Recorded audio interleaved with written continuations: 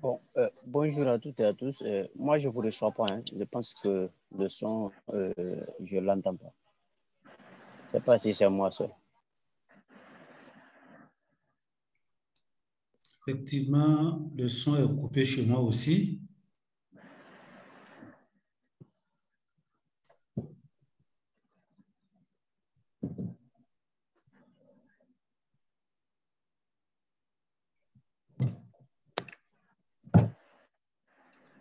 Bonjour, bon, je pense que c'est à leur niveau, hein.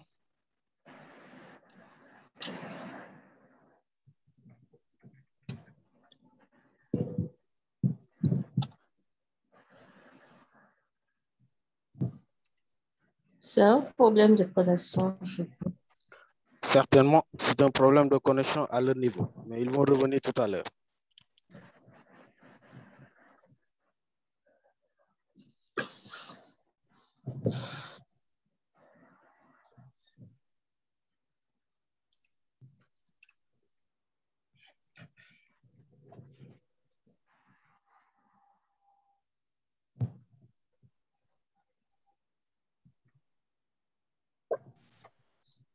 Bon, je suis désolé, je viens d'être décommandé. Est-ce que vous m'entendez déconnecté? Est-ce que vous m'entendez? Je reprends donc le fil de dire que. On entend maintenant. Ok, super. De comprendre la modélisation des prévisions à l'aide de plusieurs et diverses méthodes sur Microsoft. Et diverses méthodes sur Microsoft Excel. Pourquoi? Parce que peut-être que nos amis qui sont qui ont écrit dans le chat, qui sont en train de faire de la prévision, du prévisionnel, calculer du prévisionnel, peuvent nous dire quel type de logiciel ils utilisent. Mais globalement, c'est Microsoft Excel. On est bien d'accord. Et c'est pour ça qu'on ne veut pas partir, innover trop. Priyanka, you need to mute all that, please. Bonjour. On a arrêté de moi. Priyanka, can you please mute? Yeah. OK, thank you. Gilles, je termine cette diapositive. Et donc, on va introduire, on va introduire des concepts. On va vous expliquer comment utiliser le modèle. Les questions, il va y avoir, bien entendu, des questions aux participants. Et les participants vont y répondre. On va vous fournir des renseignements détaillés. Il va y avoir des quiz, comme d'habitude. Maintenant, il semblerait que vous soyez à l'aise avec comment fonctionnent ces rendez-vous Zoom de jeudi. Et voilà. Donc, comme d'habitude, levez la main avec le bouton si vous voulez qu'on parle. Monsieur Nyanga a levé la main. Je ne sais pas si c'est par rapport à ma question ou si vous êtes toujours en train de lever la main. Voilà, merci. OK. On est conscient que pour certaines personnes, Microsoft Excel, c'est un peu difficile et on va utiliser des fonctions sophistiquées. Et donc, ça pose beaucoup de questions. Mais si vous reprenez bien le fichier qui vous a été transmis et si vous réessayez et essayez de suivre les démarches les unes après les autres, vous allez comprendre les fonctions.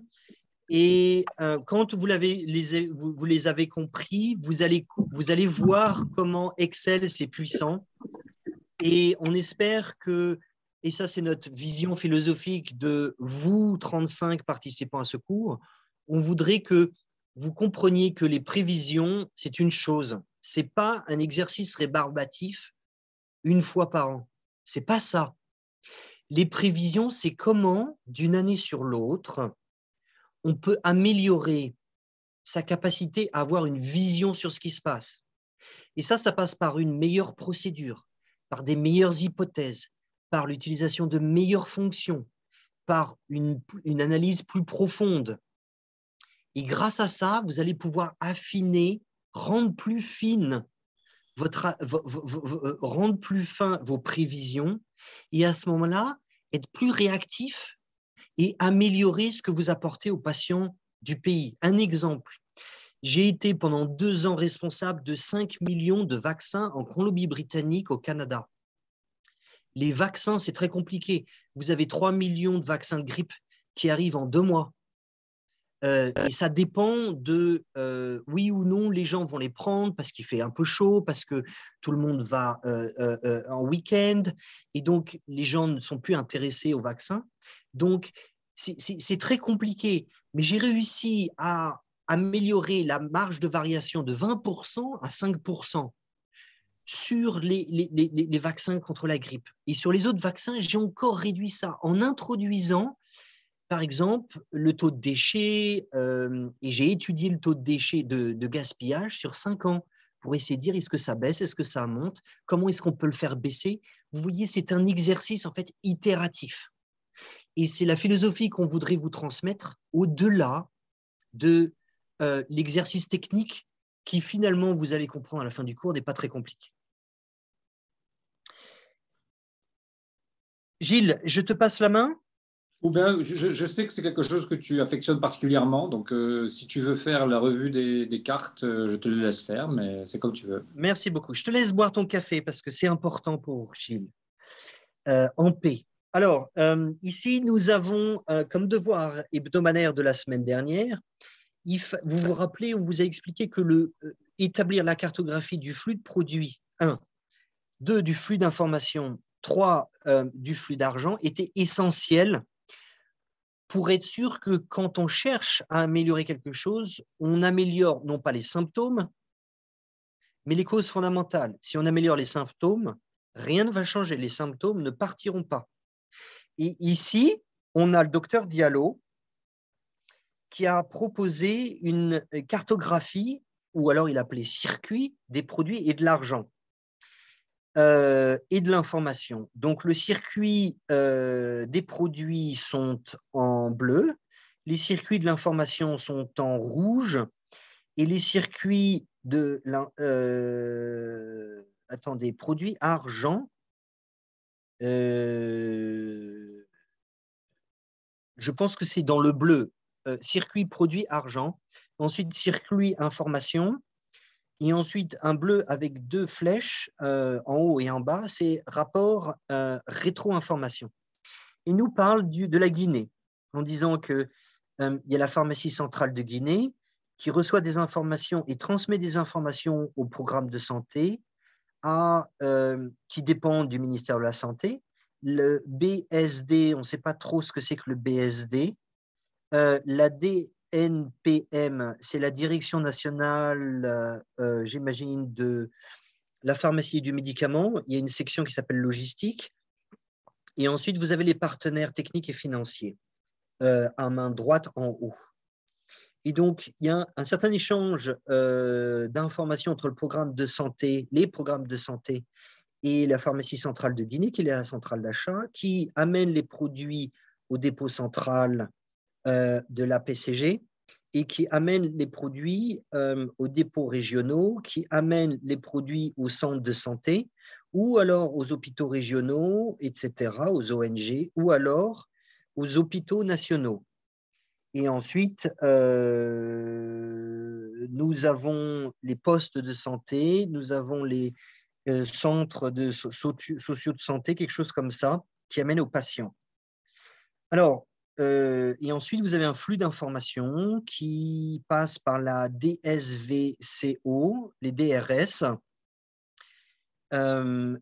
c'est-à-dire au niveau régional, donc ça, c'est les directions régionales de la santé, et ensuite, vous avez les directions communales ou les directions provinciales de la santé. Ce qui me chiffonne ici, c'est que normalement, le flux d'information doit aller à la pharmacie centrale de Guinée et c'est le service, le département achat qui achète. Donc, il doit y avoir un flux d'information avec les fournisseurs. Ensuite, les fournisseurs, il y aura un flux de produits qui va des fournisseurs au dépôt central en passant par la douane. Du dépôt central, ça passe au dépôt régional, etc. Maintenant, il y a un flux remontant des patients à la pharmacie centrale de Guinée et au département achat, un flux remontant d'argent pour les produits, les MEG, les médicaments essentiels et génériques. Et je pense qu'ici, il aurait été bon de le modéliser ça. Ensuite, la bonne question, c'est savoir si les directions provinciales et régionales de la santé entreposent des produits. En Guinée, à mon avis, oui, et notamment les produits, les vaccins. Donc, ça veut nous dire qu'en fait, le circuit, il est un peu plus compliqué qu'imaginer ici. Il y a la transfusion sanguine aussi. Il y a la transfusion sanguine qui doit avoir ses propres centres. Donc, ça ne passe pas par la PCG. Vous voyez, ensuite, il y a les partenaires techniques et financiers qui, quelquefois, envoient de l'argent au département achat. Quelquefois, comme le Fonds mondial, ils envoient de l'argent et ils envoient de l'information à un fournisseur, et c'est le fournisseur qui livre le produit au dépôt central de la PCG. Ouais, en fait, c'est un peu plus complexe qu'on peut l'imaginer, un flux de produits, mais monsieur Dr Diallo, c'est un très bon début. Moi, je vous Pierre, suggère de l'améliorer. Excuse-moi, Pierre, merci beaucoup, vraiment. Je me permets juste de temps, de timing. Exactement. Voilà. Comme on a plusieurs, donc merci beaucoup. Qu'est-ce qu'on fait? On passe au Burkina? Comme tu veux, regarde, vas-y, continue, mais peut-être un peu rapidement. Ok, on va passer au Burkina. 3, hein. Au Burkina. Non, je sais, je parle beaucoup. Donc, non, mais c'est intéressant, mais le temps. Burkina Faso.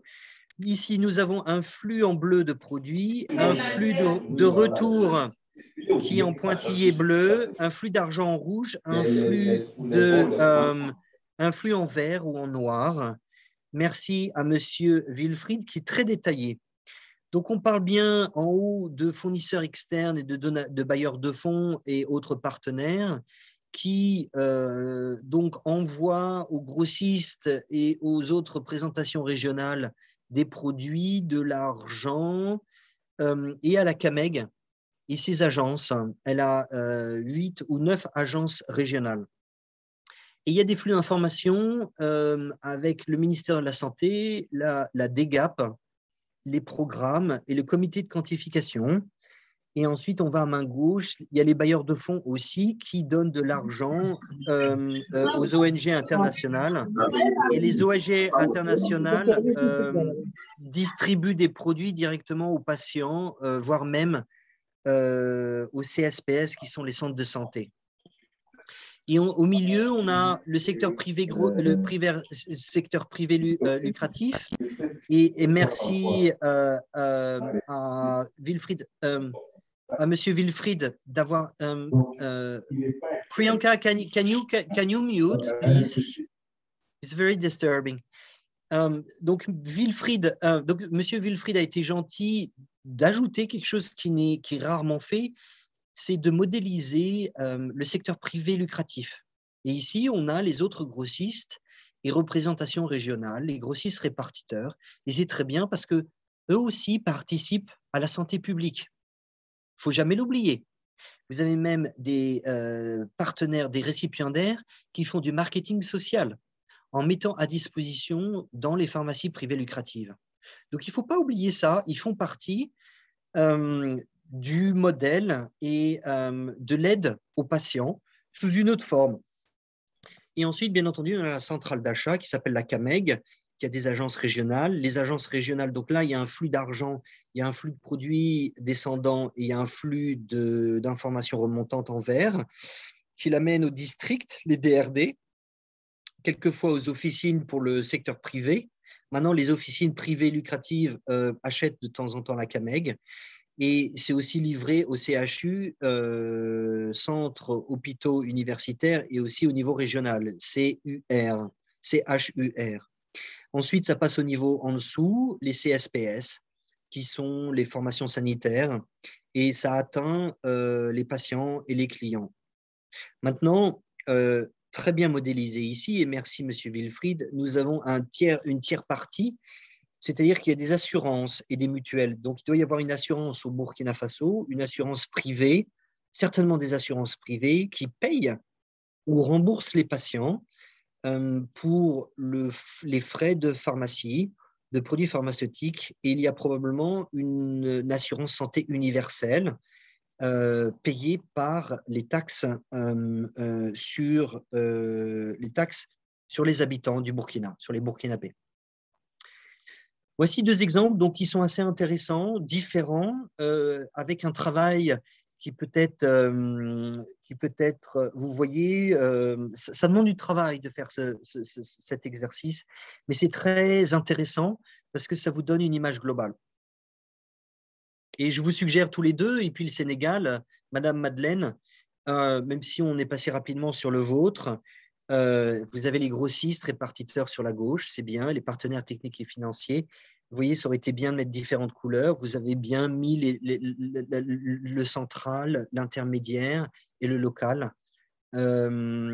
N'hésitez pas à réfléchir beaucoup, ça va vous aider énormément. Et vous pouvez le mettre sur le forum et demander à vos collègues de même pays de vous donner des informations que vous n'aviez pas. Vous voyez, mais vous allez voir qu'en fait, il y a différentes chaînes d'approvisionnement selon différents types de produits. La transfusion sanguine est toujours particulière. Vous avez les vaccins qui sont toujours historiques et qui ne veulent pas intégrer globalement pour quelquefois de bonnes raisons.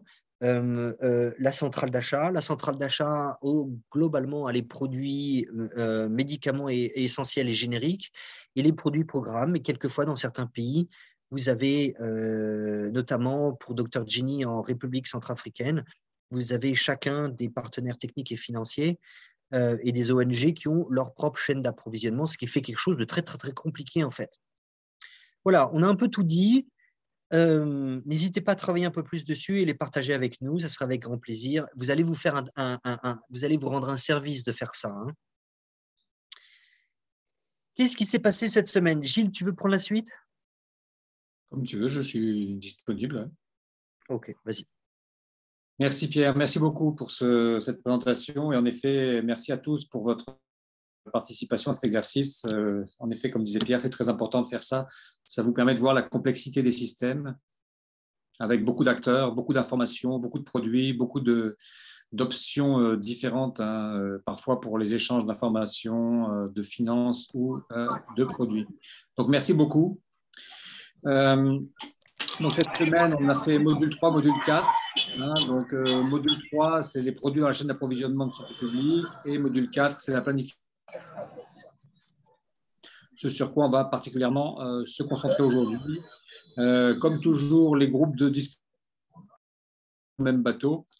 Et puis, tout particulièrement, une possibilité de vous exprimer sur la RACI, hein, cette matrice de responsabilité, d'information, de communication, toutes ces choses-là, donc qui sont importantes et que vous pouvez essayer, qui est un outil aussi assez pratique quand on doit réorganiser ou comprendre comment une supply chain fonctionne. Et puis, il y a un exercice à faire, le devoir hebdomadaire numéro 2, sur les prévisions que vous devrez déposer à la fin de la semaine. Rapidement, un rapide regard sur les progressions. Hein, donc, bravo, il y en a quand même qui sont bien avancés. Hein, là, vraiment, qui ont déjà pratiquement complété le module 4, qui est vraiment, donc c'est vraiment presque de l'avance, hein, parce qu'il y a encore quelques jours pour le faire. Donc, félicitations vraiment à vous tous ceux qui sont sur module 3, module 4. Bravo, hein, vous êtes dans les temps, vous êtes dans le bon rythme. Et comme on le dit, vraiment, la régularité est ce qui vient à bout de tout. Donc, toujours la régularité, mettre le temps de son côté, c'est vraiment ce qu'il y a de mieux. Voilà, module 2, module 1, bon, on voit que c'est déjà engagé, même parfois, même s'il y a un peu de retard, voilà, rien n'est trop problématique. Quand même, ceux qui sont encore à l'introduction ou ceux qui n'ont même pas du tout commencé, on vous engage quand même à le faire. Hein, encore une fois, essayez de progresser avec du rythme et avec régularité, sans quoi ça va être trop compliqué pour vous de tout rattraper à la fin. Il y a des gens qui l'ont fait. Hein. On a vu des gens qui se sont parfois qu'il y avait des missions hors de leur ville, qui ont dû bouger, bon, et qui ont dû rattraper sur la fin. Ils ont pu avoir leur certificat, mais c'est quand même plus compliqué par rapport à ceux qui auraient essayé de le faire tout le temps. Alors, on a un petit problème avec les sondages. Je ne sais pas, Priyanka, si ça a été réglé et si on peut voilà, avoir un sondage pour savoir un peu comment vous anticipez la création de prévisions. Est-ce que pour vous, faire des prévisions, c'est quelque chose qui est difficile parce que ça implique des calculs compliqués?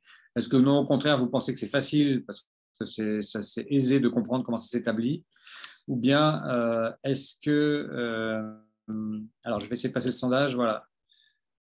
Est-ce que vous avez… Voilà, je vais lancer le sondage. Pardon, celui-là a déjà été passé, c'est celui du début. Alors, je relance le prochain. Un instant, excusez-moi. Voilà. Alors, il y a un sondage qui a été lancé. Je vous demande de pouvoir commencer à y répondre. Vous devriez voir le sondage, s'il vous plaît. Répondez-nous pour savoir si jamais c'est difficile, pas difficile, comment ça se met en place. Alors, du coup, juste, excusez-moi, une petite remarque technique une petite remarque technique, parce que du coup, j'ai perdu, c'est moi qui ai le contrôle, mais on n'a plus l'écran. Alors, je vais mettre la fin au sondage. Donc, je vais mettre la fin au sondage. Est-ce que tout le monde a répondu? Voilà, on y est presque. On y est presque. Merci, continuez un peu. N'hésitez pas à répondre. Voilà, merci. Et on va regarder les résultats. Donc oui, 50% de personnes qui trouvent que c'est difficile d'établir les prévisions, 25% qui nous disent non, c'est simple, et presque 30% qui n'ont pas encore voilà, effectué des prévisions. Donc je vous laisse regarder ça un moment. Je pense que c'était assez clair. En effet, c'est jamais très simple de faire des prévisions, mais voilà, c'est quelque chose qui est important. D'ailleurs, même, on le voit en dehors de la santé publique, que ce soit pour la météo, par exemple, ou même que ce soit quand si vous avez des gens, comme l'exemple qui est pris dans le cours, d'un restaurant ou des choses comme ça. Comment on fait pour savoir qu'il va y avoir telle quantité de personnes ou pas. Donc la quantification. Quand on rentre dans un processus de quantification, parce que la prévision est une étape de la quantification. Donc les 4 grandes étapes d'un processus de quantification, c'est d'abord de développer une méthodologie, c'est d'abord d'être clair sur les objectifs. La première chose, c'est les objectifs. Pourquoi on va faire cette quantification? Donc, est-ce qu'il y a des objectifs spécifiques de programme? Est-ce que c'est des objectifs qui sont juste de répéter ce qui s'est passé dans les cycles précédents? Est-ce qu'il y a des objectifs politiques d'atteinte plus élevée, par exemple de la couverture médicinale ou de l'accès aux médicaments sur certaines maladies ou pas? Donc voilà, quels sont les objectifs vraiment du programme? C'est la première étape. Ensuite, en effet, il faut une méthodologie, trouver la méthodologie qu'on va utiliser. On va le voir, il y a plusieurs façons de faire de la quantification et de la prévision.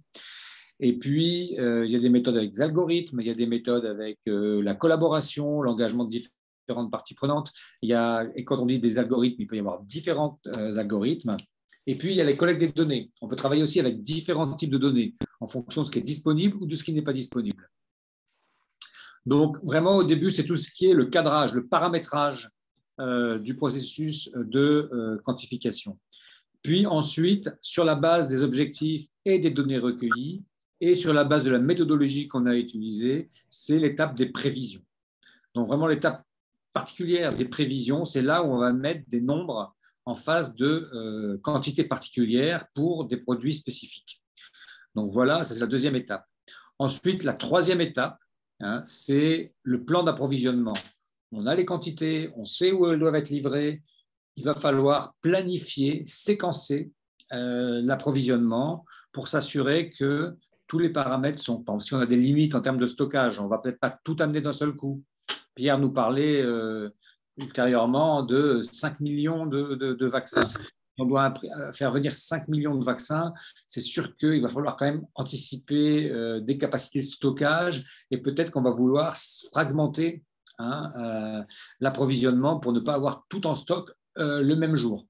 Ça pourrait être plus compliqué à gérer. Donc, et puis, il y a aussi les enjeux de délai d'approvisionnement, les lead time, comme on dit en anglais. Quel est le délai de production et puis le délai de production, le délai d'acheminement, le délai de commande, tout ça, ce sont des éléments qui doivent rentrer dans le plan d'approvisionnement pour être sûr qu'on aura le bon produit dans les bonnes quantités au bon moment, là où on en a besoin. Et puis ensuite, l'étape 4, c'est comparer les données qui ont été faites en termes de prévisionnement et les plans d'approvisionnement qui ont été approuvés, les commandes passées et puis la réalité. Voilà, on va comparer ça avec des données historiques et puis après, on va vouloir comparer aussi avec les prévisions. Donc, tout ça, c'est le système, ce qu'on appelle souvent de gestion de la qualité, mais ce n'est pas que la qualité, c'est aussi l'apprentissage et l'amélioration continue. C'est pour ça que Pierre nous disait en introduction de faire attention que la quantification et la prévision, ce n'est pas un one-shot. Ce n'est pas un exercice qu'on fait une fois, puis on pose, on l'oublie et on passe à autre chose. Non, c'est un outil itératif, c'est une approche itérative qu'on essaye de réévaluer, de rajuster, d'affiner régulièrement. Alors, ça peut être des cycles mensuels, ça peut être des cycles trimestriels, mais il faut régulièrement se remettre à l'ouvrage. C'est comme ça qu'on améliore. On sait très bien que une situation donnée à un instant T, elle va évoluer et peut-être que les paramètres qu'on avait en tête en janvier seront différents quand on est au mois de juin et qu'il va falloir affiner un peu plus les prévisions. Donc là, le processus de quantification toujours, mais l'étape 2, qui est vraiment celle sur laquelle on va se concentrer aujourd'hui, donc cette deuxième étape, alors on est à la deuxième étape. Première étape, on a regardé les objectifs, on a regardé la méthodologie, on a regardé les données qui sont disponibles, on a vraiment cadré le chose, on va même aussi regarder les acteurs qui sont sur le lieu, on va comprendre le processus, qui on engage, qui fonctionne, d'où viennent les informations. Et l'étape 2, c'est la prévision en tant que telle. Et donc la prévision, ça consiste à prédire les événements futurs en analysant soigneusement les objectifs programmatiques et le plan, les données passées, les hypothèses et l'environnement pour son impact. Donc, c'est vraiment le moment où on va prendre tout en considération pour dire, voilà, c'est tel chiffre, telle quantité dont on va avoir besoin. Et après ça, on passe à l'étape de la planification pour s'assurer que ce chiffre-là, ce chiffre qu'on a défini, va être réparti au bon moment, au bon lieu, de la manière optimale. Donc, la chaîne d'approvisionnement de santé, il s'agit de prévoir la quantité de produits qui répondra aux besoins en santé de la population pour une période future donnée. Donc, voilà l'exercice qu'on va essayer de faire juste après ça. Avant qu'on passe quand même aux exercices, on va faire un petit quiz. Donc, si le système de sondage quiz refonctionne, peut-être qu'on peut relancer le quiz.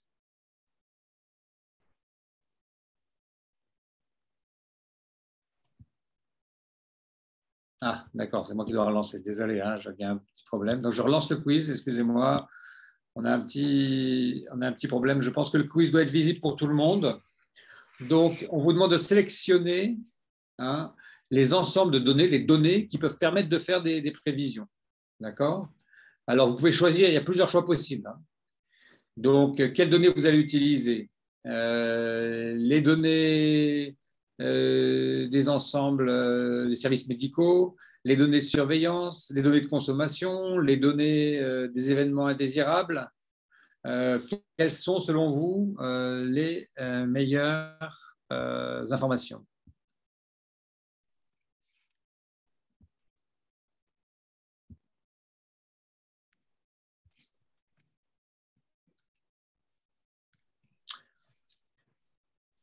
Voilà, je vous engage à bien tous répondre, s'il vous plaît.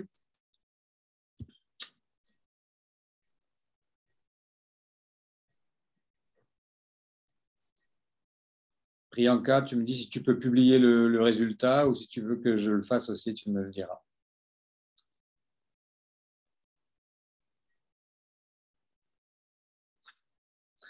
On peut publier le résultat maintenant, comme ça on peut passer à la suite.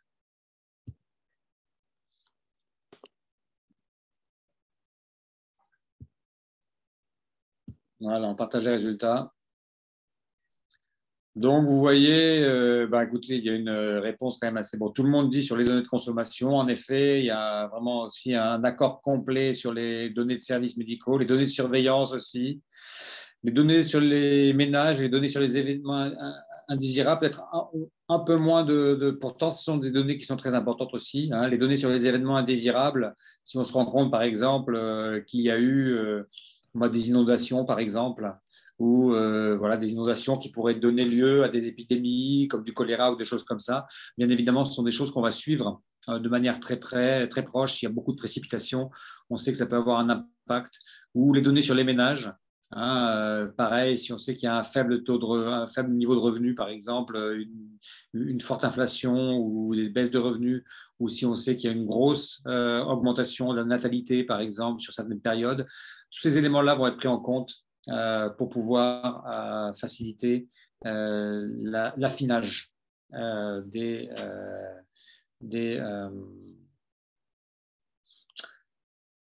l'affinage des données. Donc, quelles sont les données dont on va pouvoir utiliser? Écoutez, oui, en effet, comme on l'a vu dans le sondage, il y a les données de consommation, la consommation réelle de produits dans un établissement de santé ou un hôpital. On sait, voilà, que ça peut être,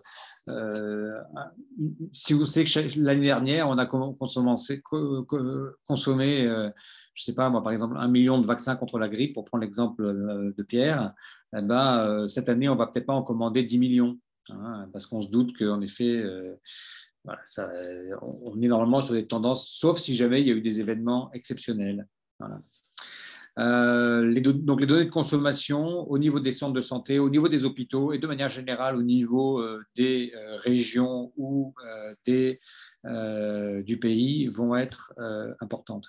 Les données de services médicaux et de consultation, le nombre de patients, de consommateurs qui ont consulté l'établissement et ont bénéficié de services médicaux. Donc, on peut dire, par exemple, en effet, si jamais il y a eu 600 femmes qui ont reçu des contraceptifs oraux au cours du dernier trimestre dans un centre de santé, ces personnes-là, il y a de fortes chances qu'elles reviennent le trimestre prochain. Et donc, on va intégrer ça dans nos données. Et puis, en fait, finalement, les données de morbidité, les taux de morbidité sont recueillis afin de connaître l'ampleur de certaines maladies, des affections de la population. Si on sait, par exemple, en effet, que le taux d'incidence annuel du paludisme dans un district est de 5%, on connaît les données de population sur ce district. Donc, on va prendre 5% de la population et on va planifier l'achat, on va quantifier l'achat de médicaments contre le paludisme pour ces 5% de la population. Voilà, on va rentrer maintenant dans des exercices, mais peut-être, je ne sais pas s'il y a des questions sur tout ce qu'on a discuté jusqu'à maintenant, tout ce qu'on a vu jusqu'à maintenant, si jamais il y a des points ou des contributions particulières que quelqu'un voudrait faire, une petite contribution ou une question, on est à votre écoute. Sinon, on va avancer sur l'exercice. Bon, on peut commencer à faire le premier exercice. Et puis ensuite, on prendra un peu de temps pour faire des questions. Donc, commençons sur le premier exercice, le premier scénario, et puis on prendra les questions à l'issue de ce premier scénario. Pierre, si tu es OK, je vais faire le premier scénario, et puis je te laisserai peut-être faire le deuxième. Donc, on va faire un cas d'étude. Alors, ce cas d'étude, on imagine qu'on est dans un district, le district X, d'accord ? Il y a une population de 200 000 habitants et le taux de croissance de la population est de 3,2% annuel. Donc là, on rentre dans les données démographiques, les données de ménage. le nombre de sous-districts est de 5 et la source des produits médicaux et pharmaceutiques est une source qui vient de l'étranger, de l'extérieur. C'est de l'importation complète. Et l'acteur clé de la chaîne d'approvisionnement, c'est la centrale d'achat. C'est un organisme parapublic qui opère sous l'égide du ministère de la Santé.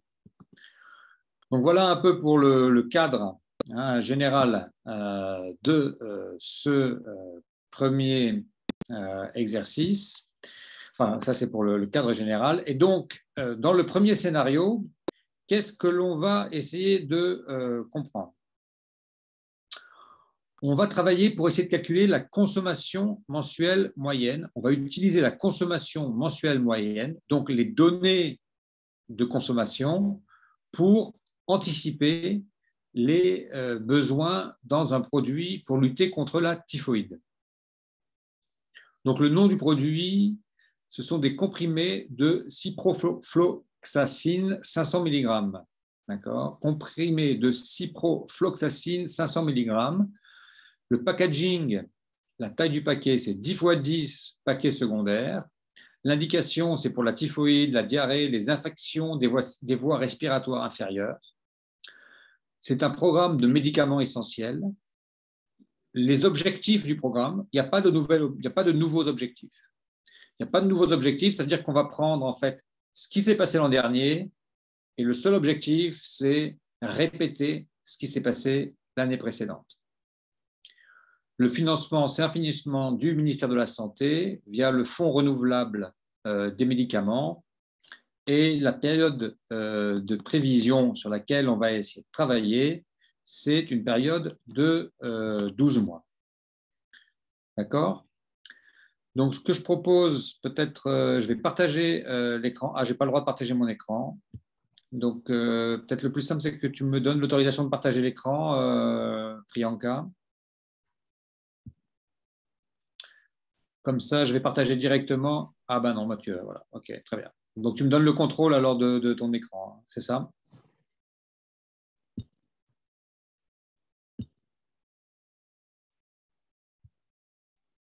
D'accord, merci donc. Merci Priyanka. C'est la magie d'Internet, c'est que de Zoom. Là, voilà, donc c'est maintenant accès. Je suis à Paris, j'ai accès à un écran qui est en Inde. Namasté. Donc, nom du produit, vous voyez en haut du tableau. Donc, c'est un fichier Excel. Pardon, on va se mettre sur le scénario 1. Donc, voilà un fichier Excel tel que vous les connaissez. Et on va utiliser ce tableau Excel pour faire la prévision qui nous est demandée dans notre exercice, à savoir les 12 prochains mois en termes de consommation. Vous avez dû recevoir ces exercices, ces fichiers, donc j'espère vraiment que vous avez un peu joué avec. Je veux juste insister au début que n'hésitez pas à poser des questions, même les plus qui vous sembleraient les plus techniques ou les plus basiques ou les plus simples ou les plus même sur le fonctionnement même d'Excel, parce que c'est très important. Excel est un outil qui peut vraiment être un game changer, comme on dit, qui peut être un changement qui peut changer vraiment des éléments très importants dans la manière dont on conduit son travail. Et vraiment, pour moi, Excel, c'est un outil très puissant. Donc, le nom du produit qu'on essaye de, vous le voyez en haut, il y a une fiche signalétique qui nous rappelle un peu l'exercice qu'on fait. Comprimé de ciprofloxacine 500 mg, taille des paquets 10 × 10, d'accord, 10 × 10 paquets secondaires, donc en effet 100 paquets par paquet. Indication, la typhoïde, la diarrhée, les infections des voies respiratoires inférieures, médicaments essentiels, pas de nouveaux objectifs, financé par le ministère de la Santé, 12 mois de prévision et un district X avec 5 sous-districts, une population de 200 000 habitants et, comme nous l'avons dit dans la présentation du cas, un taux de croissance de 3,2% de la population. Donc, si j'essaie de descendre, pour le coup, voilà, on va essayer de descendre doucement. Donc, qu'est-ce qu'on a comme données? On a les données de consommation sur les 2 années passées. Donc, il y a 2 années passées, vous le voyez ici, où il y a eu des consommations. Alors, les données de consommation en comprimé, c'est 8254, 8245, 8967, 7564. Voilà. On a ici, d'une manière assez claire, je vais diminuer un peu la taille de l'écran pour qu'on voit, essayer d'avoir une vision un peu plus globale de l'exercice. Voilà. Donc, on a ici les données qui sont disponibles à l'heure actuelle pour faire notre travail. Et ces données, c'est les données de consommation sur les 2 années passées, 2017-2018. On voit d'ailleurs un pic en juillet, ici, voilà. Ici, le pic cette année-là, il est plutôt en septembre. Est-ce que ça correspond à la saison des pluies? Est-ce que ça correspond à... Bon, c'est possible. Si on prend le total, le total qui est utilisé, on voit qu'on a 213 903. Alors, le total, il est fait avec la fonction somme. D'accord ? Donc, la fonction somme, qui est la somme de tout cela. Pour ceux qui connaissent les fonctions, on va dans les formules, voilà, et on fait insérer une fonction. Et quand on fait insérer une fonction, on insère la fonction somme. Il peut y avoir autosomme qui donne directement ça. Donc, ça, c'est déjà une première fonction qu'on utilise, qui est la fonction de somme. Ensuite, ici, on a le nombre de paquets. Donc, en effet, si on a 8967 utilisés, puisqu'on sait qu'il y a 100 unités par paquet, eh ben, on divise par 100 et on arrondit, et on a 90 paquets. D'accord ? Donc, la consommation mensuelle moyenne qu'on va utiliser au cours de la période, cette consommation mensuelle moyenne, on va l'utiliser en utilisant le nombre total de comprimés utilisés et, ou le nombre total pardon, de boîtes, de paquets qu'on va commander utilisés, et on va le diviser par le nombre de mois. D'accord ? Donc, sur 24 mois, on a fait toute cette consommation. Maintenant, si on veut avoir la moyenne, eh ben, c'est une somme moyenne toute simple qui est diviser ça,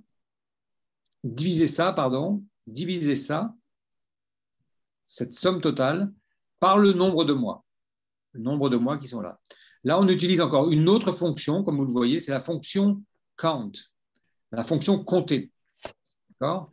Donc là, on a utilisé une fonction déjà qui est la fonction somme, qui permet la somme de tous ces éléments-là. Et là, on utilise une autre fonction qui est la fonction compte. Donc vraiment, tout l'aspect que vous avez dans les formules, quand vous allez dans Excel, ici c'est un Excel en anglais, avec insérer une fonction et choisir les fonctions donc, que vous pouvez utiliser, qui soient ici comme somme ou comme comptage, sont des fonctions très, très importantes. Ensuite, on va faire le calcul de la consommation mensuelle moyenne. La consommation mensuelle moyenne, c'est le nombre de paquets, 2739, divisé par la durée de la période, le nombre de mois, 24. Et on arrive donc à 89. Là, on pourrait se dire, consommation mensuelle moyenne 89, c'est ce qu'on a eu l'année dernière, je reporte ça sur l'année prochaine. Cependant, on sait qu'il y a une croissance de la population qui est de 3,2% par an. Donc, il va falloir anticiper cette croissance de la population dans la consommation mensuelle moyenne. Et donc, la consommation mensuelle qu'on va attendre pour l'année prochaine, ça va être celle de l'an dernier, d'accord ? Celle de l'an dernier, avec la croissance de la population, 3,2%, rajouté à ça. Et comme il n'y a pas eu d'autres événements spécifiques, on ne nous a pas parlé qu'il y ait pu avoir des pluies torrentielles, on ne nous a pas parlé qu'il y a pu avoir des épidémies de typhoïde ou de choses comme ça, on ne va pas augmenter plus que ça la quantité. Et donc, on va commander une quantité mensuelle moyenne de consommation de 92, on va multiplier ça par 12. Et quand on multiplie ça par 12, eh bien, on a la prévision pour 12 mois. Voilà, je suis désolé d'avoir pris un peu trop de temps, là, peut-être pour expliquer un calcul qui est somme toute assez simple, puisque c'est en effet le calcul d'une moyenne et la projection de cette moyenne. c'est une première étape dans les différents scénarios que nous allons suivre.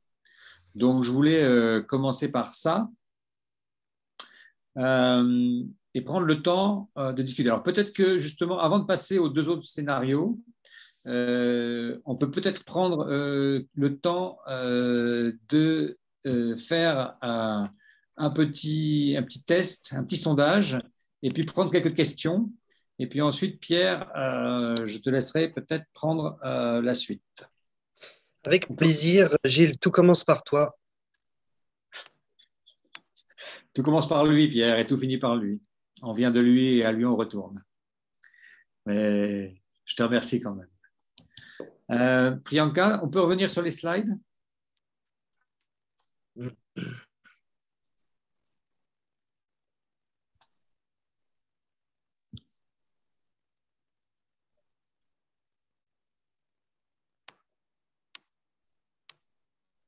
Un petit problème petit délai, désolé. Qu'est-ce qui se passe? Je ne sais pas. On n'arrive pas à revenir sur les slides. Qu'est-ce qui se passe? Moi, j'ai une connexion Internet instable. Hein. C'est très, très, très déroutant. Non.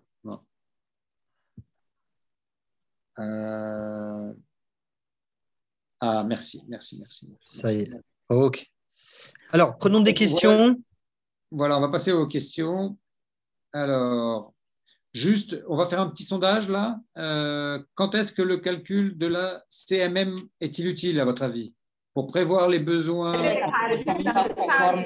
calculer le stock de bois disponible ou pour lorsque la consommation des médicaments est stable, non saisonnable? Alors, un petit, juste pour finir, ouais, excusez-moi, j'ai avancé trop vite. Donc, on va faire le quiz là.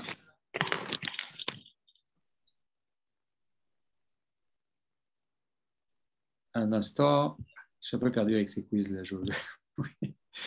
On va faire donc quiz sondage 2, voilà, c'est celui-là. Avez-vous déjà utilisé la consommation moyenne pour préparer des prévisions?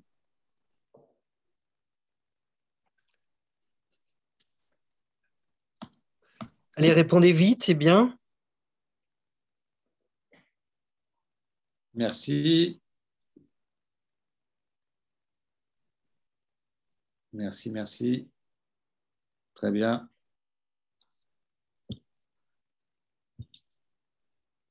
Voilà, vous devez voir les résultats. Donc, en effet, 80% qui ont utilisé déjà et 20% qui n'ont pas utilisé ces éléments.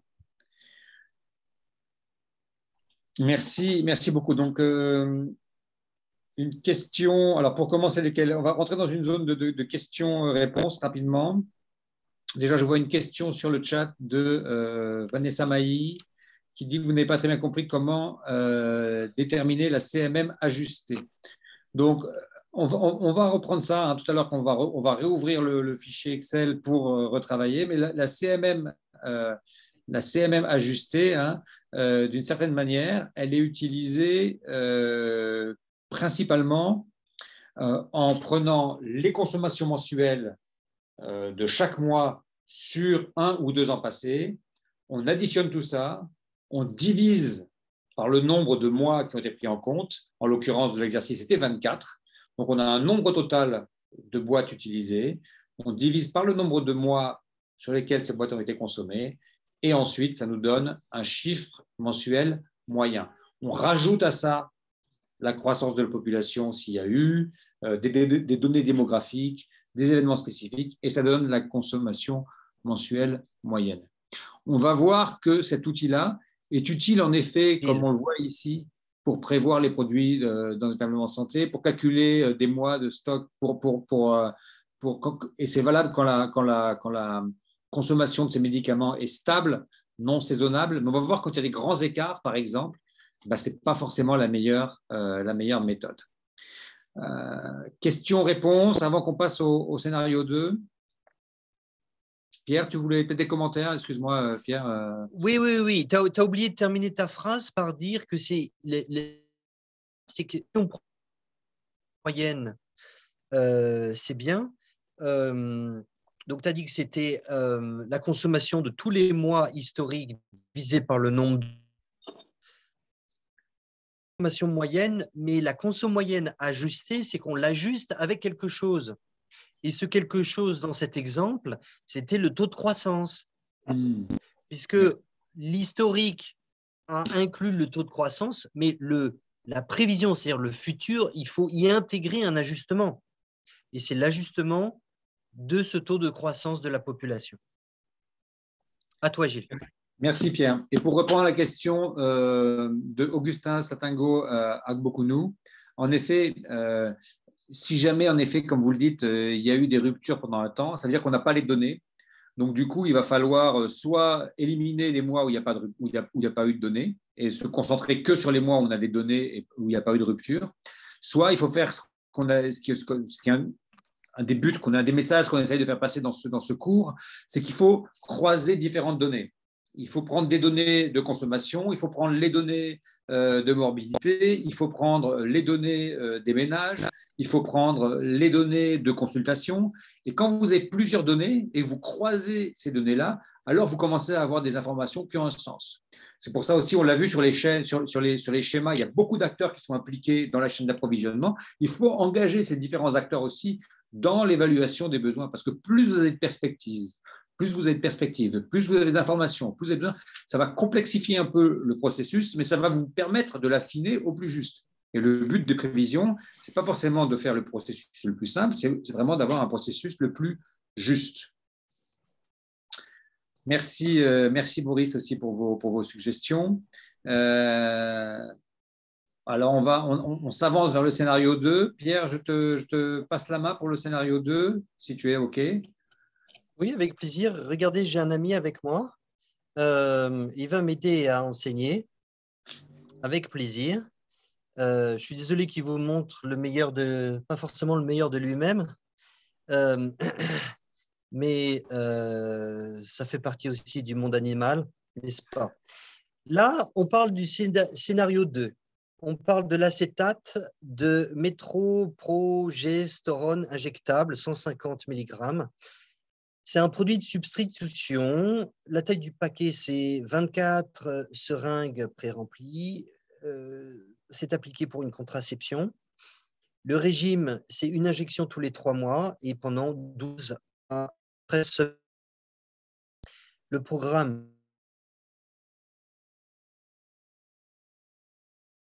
L'objectif du programme est le suivant. Comme il s'est avéré plus efficace, l'acétate, la directive du ministère de la Santé est de faire passer 50 à 60% des femmes sous contraceptifs oraux à ce nouveau régime par injection. Et on le fait grâce à un plaidoyer dans chacun des districts. C'est financé par le ministère de la Santé, le service de planification familiale, et c'est soutenu par UNFPA, que vous connaissez bien. La période de prévision est de 12 mois.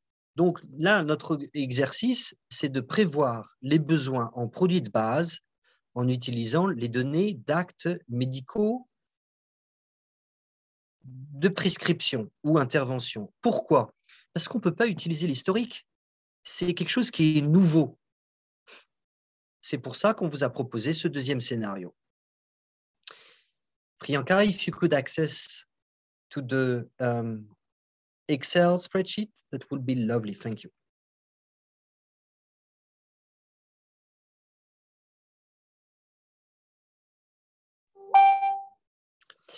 OK. Maintenant, donc, nous allons passer à l'onglet de scénario 2.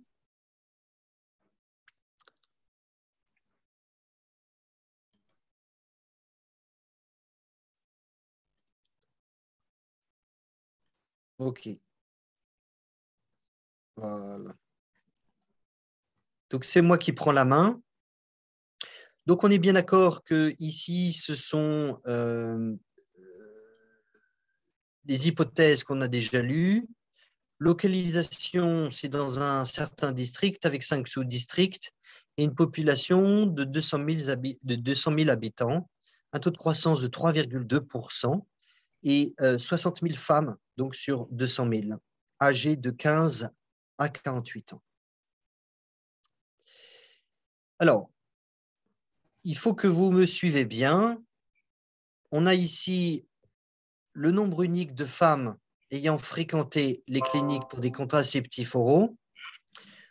On les a ici, dans cette colonne C. On est bien d'accord. Donc, ça passe de 800 au plus bas ou 650 jusqu'à 3000, 3100 ici en mai 2017. Nous faisons la somme de cette colonne pour avoir le nombre total de femmes qui se sont rendues dans un établissement pour obtenir des contraceptifs oraux. Donc, on a la base de la population. On a la base sur laquelle on va travailler. Mais ça, c'est la base complète. C'est 100%. On a dit que l'objectif du programme, c'était 60%. Donc, on prend 60% de ça, en fait. Ça paraît assez.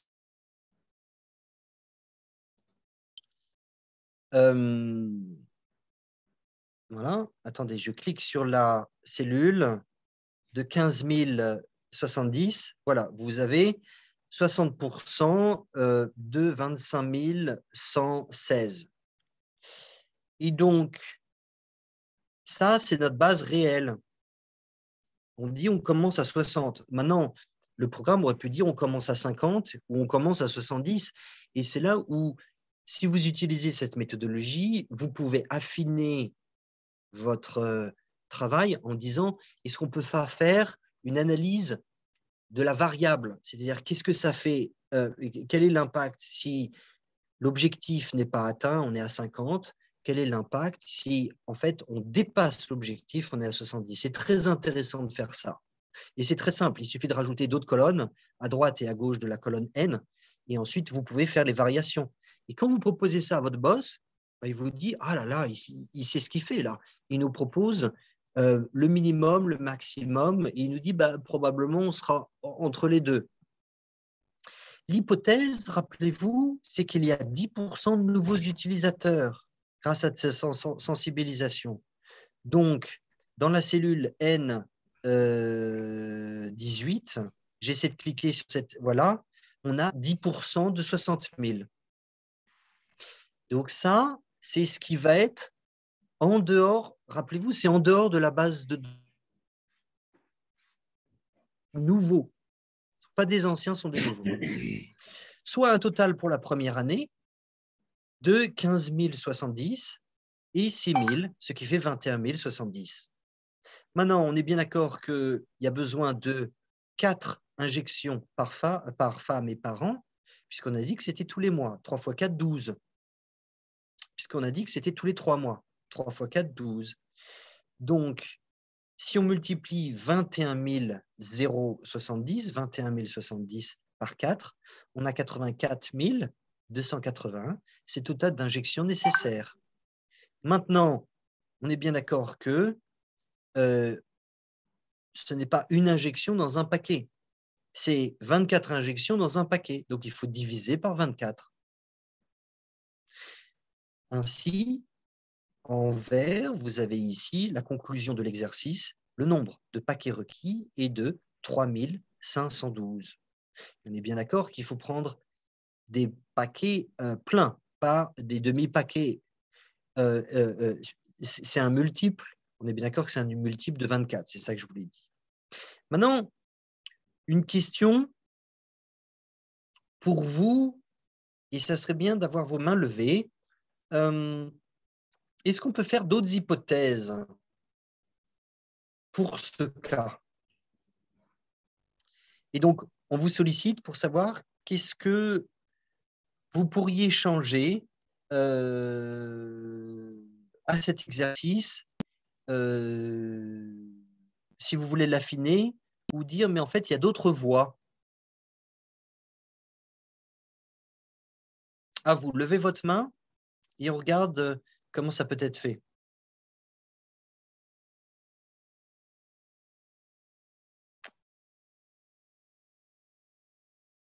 Non, personne?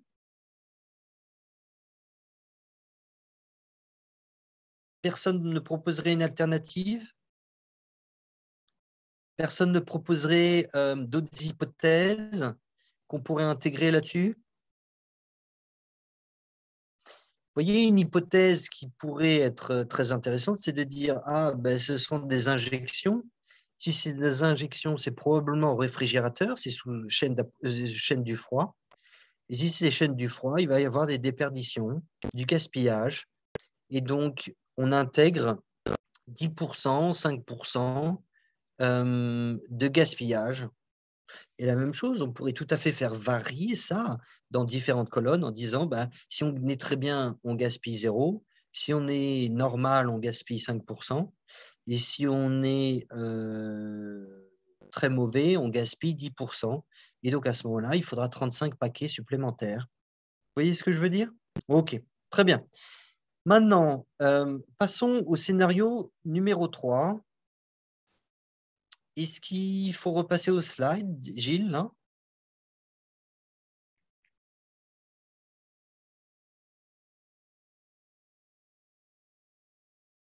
Au diapo? Allô? Normalement, tu dois pouvoir le faire sans les diapos, peut-être en passant directement là-haut. Tu m'entends pas?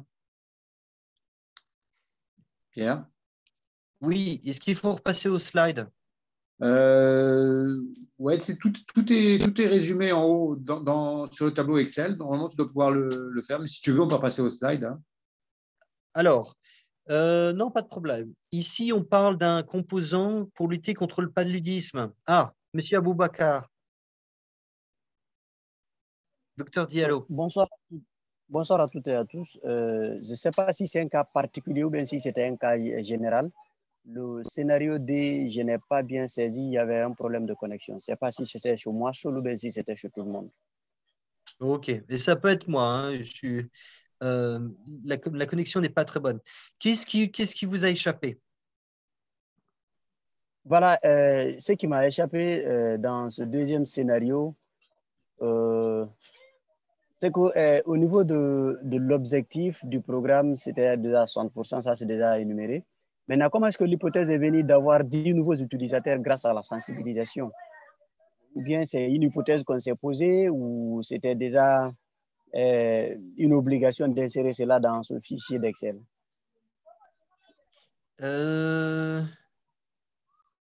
Oui, c'est une bonne question. Localisation, un taux de croissance de 3,2. Je pense que c'est avec un plaidoyer dans le district, je pense que c'est de l'autre côté là, qui a dû être mangé. Le plaidoyer dans les districts va permettre de gagner 10% de nouveaux utilisateurs. Je pense que ça a dû être mangé dans les hypothèses là. On corrigera ça. On va faire passer 50 à 60% des femmes sous contraceptifs par injection avec un plaidoyer dans le district. Donc, on fait passer en effet de 50 à 60% des femmes sous contraceptifs oraux à ce nouveau régime. Oui, mais Gilles, dans les hypothèses, il n'y a jamais marqué 10% de nouveaux utilisateurs grâce à la sensibilisation. On fait 50 à 60%. Ah non, tu as raison. Non, mais c'est Docteur Diallo qui a raison. Non, vous avez raison. Moi. Oui, Docteur Diallo, ça a dû être mangé dans le fichier Excel, là, ça n'a pas dû apparaître. Mais très bon point. On va réajuster le diapositive là-dessus. OK. Scénario numéro 3. Alors, celui-là, il est plus compliqué. Pourquoi il est plus compliqué? Parce qu'on parle du paludisme. Et donc, c'est une combinaison de artéméter et luméfantrine.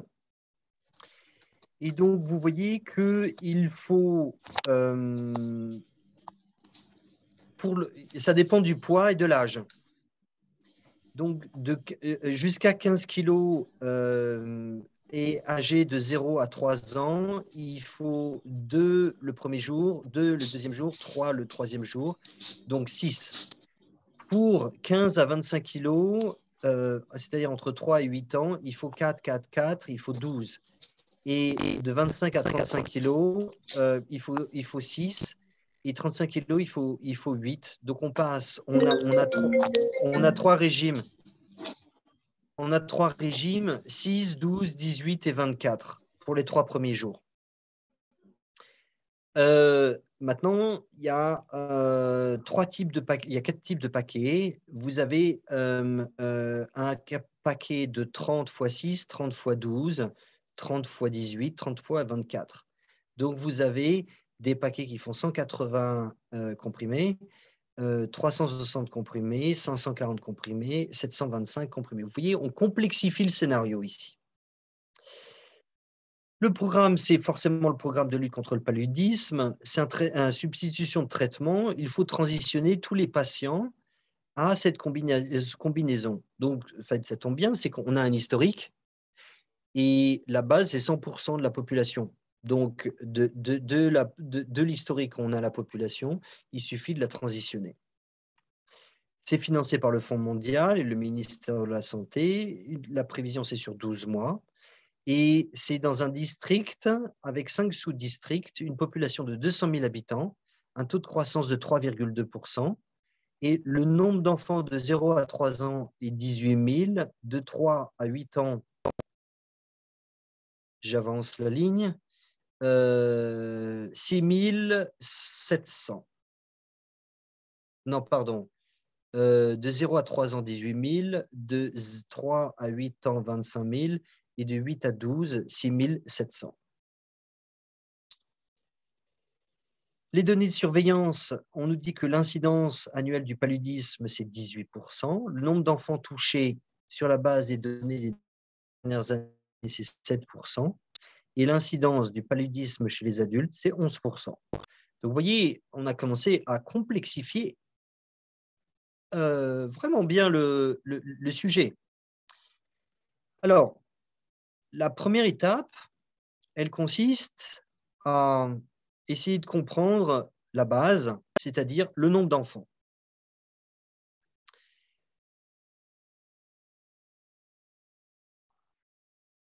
Et c'est cette cellule qui nous dit qu'on a bien 200 000 habitants auxquels on calcule les adultes.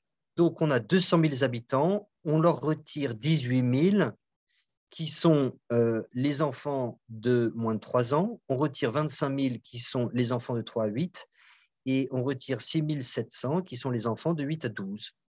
Donc ça, c'est la totalité de notre base. Alors, ici, on a une petite virgule ici, c'est parce que c'est une signification en Inde. Et rappelez-vous, Priyanka a son ordinateur en Inde, mais considérez que c'est 150 300, n'est-ce pas? Ensuite, le taux d'incidence adulte, c'est écrit plus haut. Ici, c'est 11%, et c'est bien. On va faire un travail. On calcule donc 11% de 1500. 150 000. Ensuite, enfants, c'est 18 000. On l'a déjà noté. C'est dans l'hypothèse, 25 000, 6 500. Pardon, attendez, je suis ici. Taux d'incidence enfant, c'est 7% des enfants de 0 à 3, 3 à 8, 8 à 12, n'est-ce pas?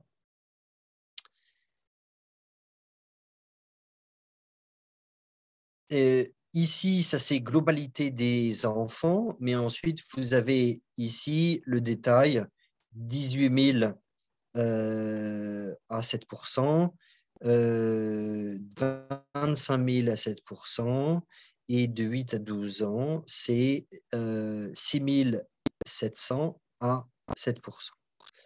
Donc, total pour la population existante, on a 20 012. Incidence sur les nouvelles naissances, il ne faut pas oublier les nouvelles naissances, puisqu'on parle de l'année prochaine, c'est 7% de 3,2 multiplié par 200 000. La population, c'est 200 000, l'accroissement, c'est 3,2%. Et on a une incidence chez les enfants, incluant les nourrissons, c'est bien de 7%. Donc, on a environ 500 cas pour des petits nourrissons. Total de patients potentiels, on est 20 012 et 448, ce qui fait 20 500 environ. Donc ici, on a globalement notre base, notre population, notre dénominateur. Ensuite, il nous faut passer à l'autre étape. Quand on a cette étape, c'est la prévision de quantité de produits. Pour les adultes, c'est notre premier tableau. On a donc nombre de patients potentiels, on a 16 533. Le traitement, le régime du traitement, les comprimés, c'est 24 comprimés. On est bien d'accord? Si on remonte et on voit le tableau, je monte, on a bien ici 24 comprimés pour les 12 ans et plus, n'est-ce pas? Ici, 24 comprimés pour les 12 ans et plus et adultes. Donc, il faut multiplier la population adulte par 24, ce qui fait, et pardonnez la virgule intempestive ici, 396 792 comprimés. Maintenant, rappelez-vous qu'il faut diviser par le nombre de paquets. Le nombre de paquets, je crois que c'était 30. On va regarder. 15 ans.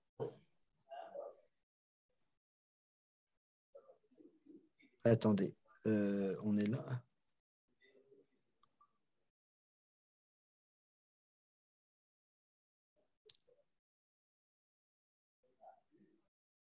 Pourquoi la souris? Voilà, c'est ça. D15, ça nous amène où? D15, ça nous amène où? D15. D15, c'est 720, nombre total de comprimés du traitement. Donc, il nous faut un nombre total de paquets requis. C'est 396 792, la cellule du dessus, divisé par 720. Et en fait, on fait la même chose pour les enfants de bas âge, ici, pour les enfants de 3 à 8 ans, pour les enfants de 8 à 12 ans. Donc, vous avez nombre total de paquets requis, c'est 552 pour les adultes, 57 pour les enfants en bas âge de 0 à 3 ans, 59 pour les enfants de 3 à 8 ans, et 16 .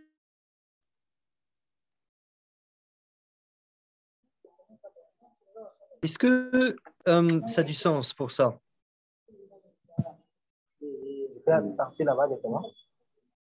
Gilles, est-ce que tu as quelque chose à rajouter? Oui, non, juste pas grand-chose à rajouter. En effet, c'est toujours un peu compliqué quand on mélange à la fois les données démographiques et les données de surveillance. Hein. Donc, on a utilisé les données, je vais reprendre donc, un point qui est important sur le calcul des quantités, c'est que vous voyez, d'un côté, on a les données démographiques, hein, avec le nombre d'enfants, 200 000 habitants, le nombre d'enfants de 0 à 3 ans, le nombre d'enfants de 3 à 8 ans. Donc, on a tout essayé. On a une diversité, en fait, hein, du nombre de personnes, de pourcentage d'habitants sur 200 000 habitants qui habitent entre 0 et 3 ans, entre 3 et 8 ans, entre 8 et 12 ans et entre 12 ans et plus. Et ensuite de ça, on mixe ça avec les données de surveillance, c'est-à-dire l'incidence du paludisme sur cette population. Donc, il y a vraiment deux types de données qui se croisent à ce moment-là. Donc, c'est vrai que c'est assez compliqué. Pierre, peut-être que tu peux, est-ce que tu peux diminuer la taille du fichier, qu'on ait une vue d'ensemble, voilà, merci, qu'on ait une vue d'ensemble un peu plus large sur toutes les données qui sont là, justement pour montrer un peu cette complexité, hein, de ce sur quoi on a dû s'engager. Vous voyez, il y a beaucoup d'informations qui se recoupent. Les taux d'incidence par enfant, le nombre de patients prospectifs. Donc, ça fait un travail, en effet, qui est vraiment compliqué à mener. On a diverses questions. Je ne comprends pas, Madame Pamela, je ne comprends pas du tout compris ce scénario. À mon avis, il faudrait que vous reveniez sur le fichier et essayiez de comprendre à la fois les hypothèses et à la fois cliquer sur chacune des cellules pour comprendre à quoi on fait référence et quel type de données on compare et on calcule dans chaque cellule. C'est ce que je vous proposerai. Moi, oui, enfin, je pense que là, maintenant, ce qu'il faut, enfin, voilà, Pierre vous a montré un peu le principe. Moi, vraiment, ce que je vous conseille, c'est de reprendre maintenant. Mais pas un peu, on est rentré au détail. Rentrer en détail, mais après, bon, on peut toujours, il faut pratiquer, quoi. Il faut pratiquer, il faut aller sur les cases, regarder ce qu'il y a sur les cases. Ça, c'est vraiment très, très, très, très important. Et en effet, il y a des paramètres qui sont là et d'autres paramètres. Voilà, moi, je ne peux pas expliquer tellement plus en fait en ce moment-là. Il y a beaucoup de conditions. Peut-être que si on repasse sur les slides un instant, Priyanka, s'il te plaît. En repassant sur les slides, on peut peut-être regarder de manière un peu plus synthétique les paramètres de ce projet. Voilà, donc là, on était sur le scénario 3.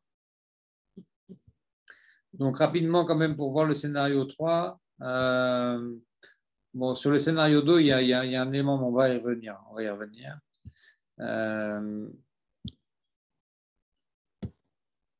va revenir là-dessus après. Voilà, le scénario 3, on est là. Hein. Il y a différentes tailles de paquets. Il y a différents régimes selon l'âge, hein, puisqu'on le voit. Il y a une démographie qui est différente en fonction de l'âge. Donc, en plus, on est un programme de substitution de traitement. Donc, il faut transitionner les patients à l'AL. Il y a beaucoup de conditions qui sont vraiment compliquées. D'accord ?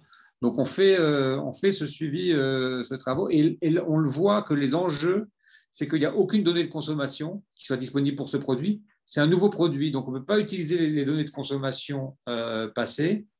Et les données d'approvisionnement, comme on ne l'a jamais acheté, étaient inexistantes aussi. Donc, on est dans un système où on fait venir un nouveau produit sur le marché. Et donc, du coup, les données qu'on va utiliser, cette fois-ci, sont uniquement des données démographiques et des données de surveillance. C'est les seules données qu'on va utiliser. Et ça complexifie énormément le projet. Et on le voit, du coup, sur le résultat, c'est beaucoup plus compliqué. On va faire un dernier exercice qui peut-être, à ce moment-là, essaiera de répondre aux questions. Mais juste avant, je voulais juste soulever une question sur… on a parlé de couple année de protection dans l'exercice numéro 2, dans le cas numéro 2. D'accord ? Donc, le couple année de protection, c'est la mesure qui estime la protection nécessaire pour un couple pour éviter une grossesse sur une période de 1 an. C'est pour ça qu'on appelle couple, le couple, année, l'année, 1 an de protection. Une protection contre la grossesse pour 1 an pour un couple. Et donc, en effet, alors après, ne me demandez pas pourquoi, on ne va pas rentrer dans les détails, mais en gros, de manière assez simple, un couple année de protection, c'est 15 cycles de pilules si on prend la contraception féminine par voie orale, 15 cycles donc 15 pilules pour 15 cycles de pilules. Et si on prend les préservatifs masculins et féminins, d'ailleurs, préservatifs masculins ou féminins, on compte que 120 préservatifs offrent un couple année de protection. Donc voilà, voilà un peu la question. Dans le cadre alors la question, c'était dans le cadre de l'acétate de métroxyprogestérone injectable. Selon vous, quel est le couple année de protection, sachant que dans ce cadre-là, on est dans une situation où on fait une injection tous les 3 mois. Donc, quel est un couple année de protection? Est-ce que quelqu'un veut répondre sur le chat?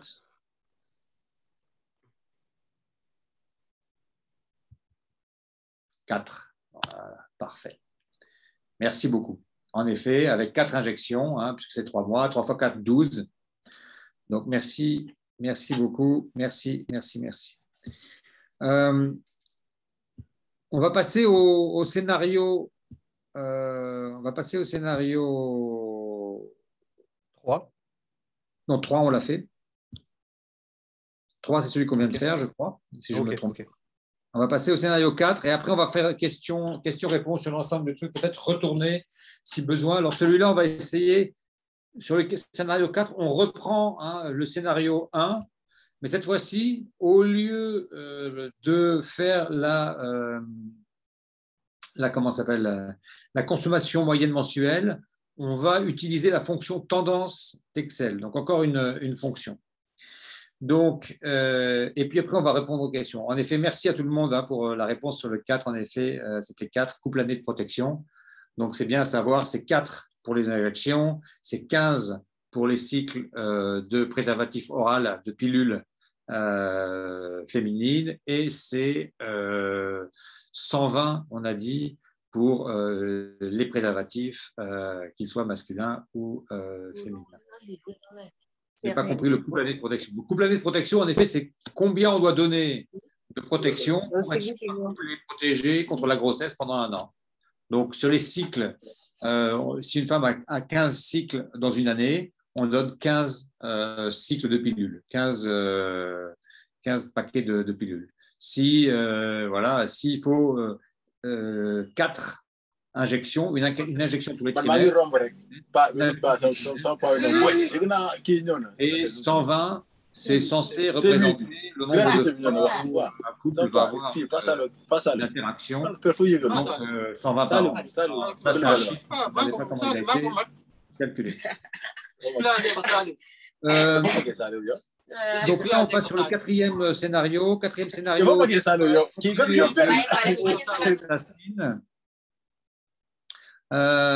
Ensuite, 10 x 10 paquets secondaires, comme toujours. La typhoïde, ça n'a pas changé. Médicaments essentiels, ça n'a pas changé. Pas de nouvel objectif. Ministère de la Santé, fonds renouvelables, médicaments, tout ça, ça n'a pas changé. La seule chose qui change, c'est la méthode de calcul qu'on va utiliser.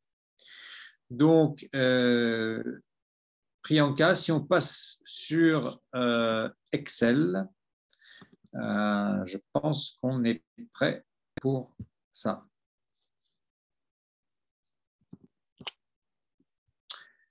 Merci Priyanka. Donc, on va passer sur le scénario 4.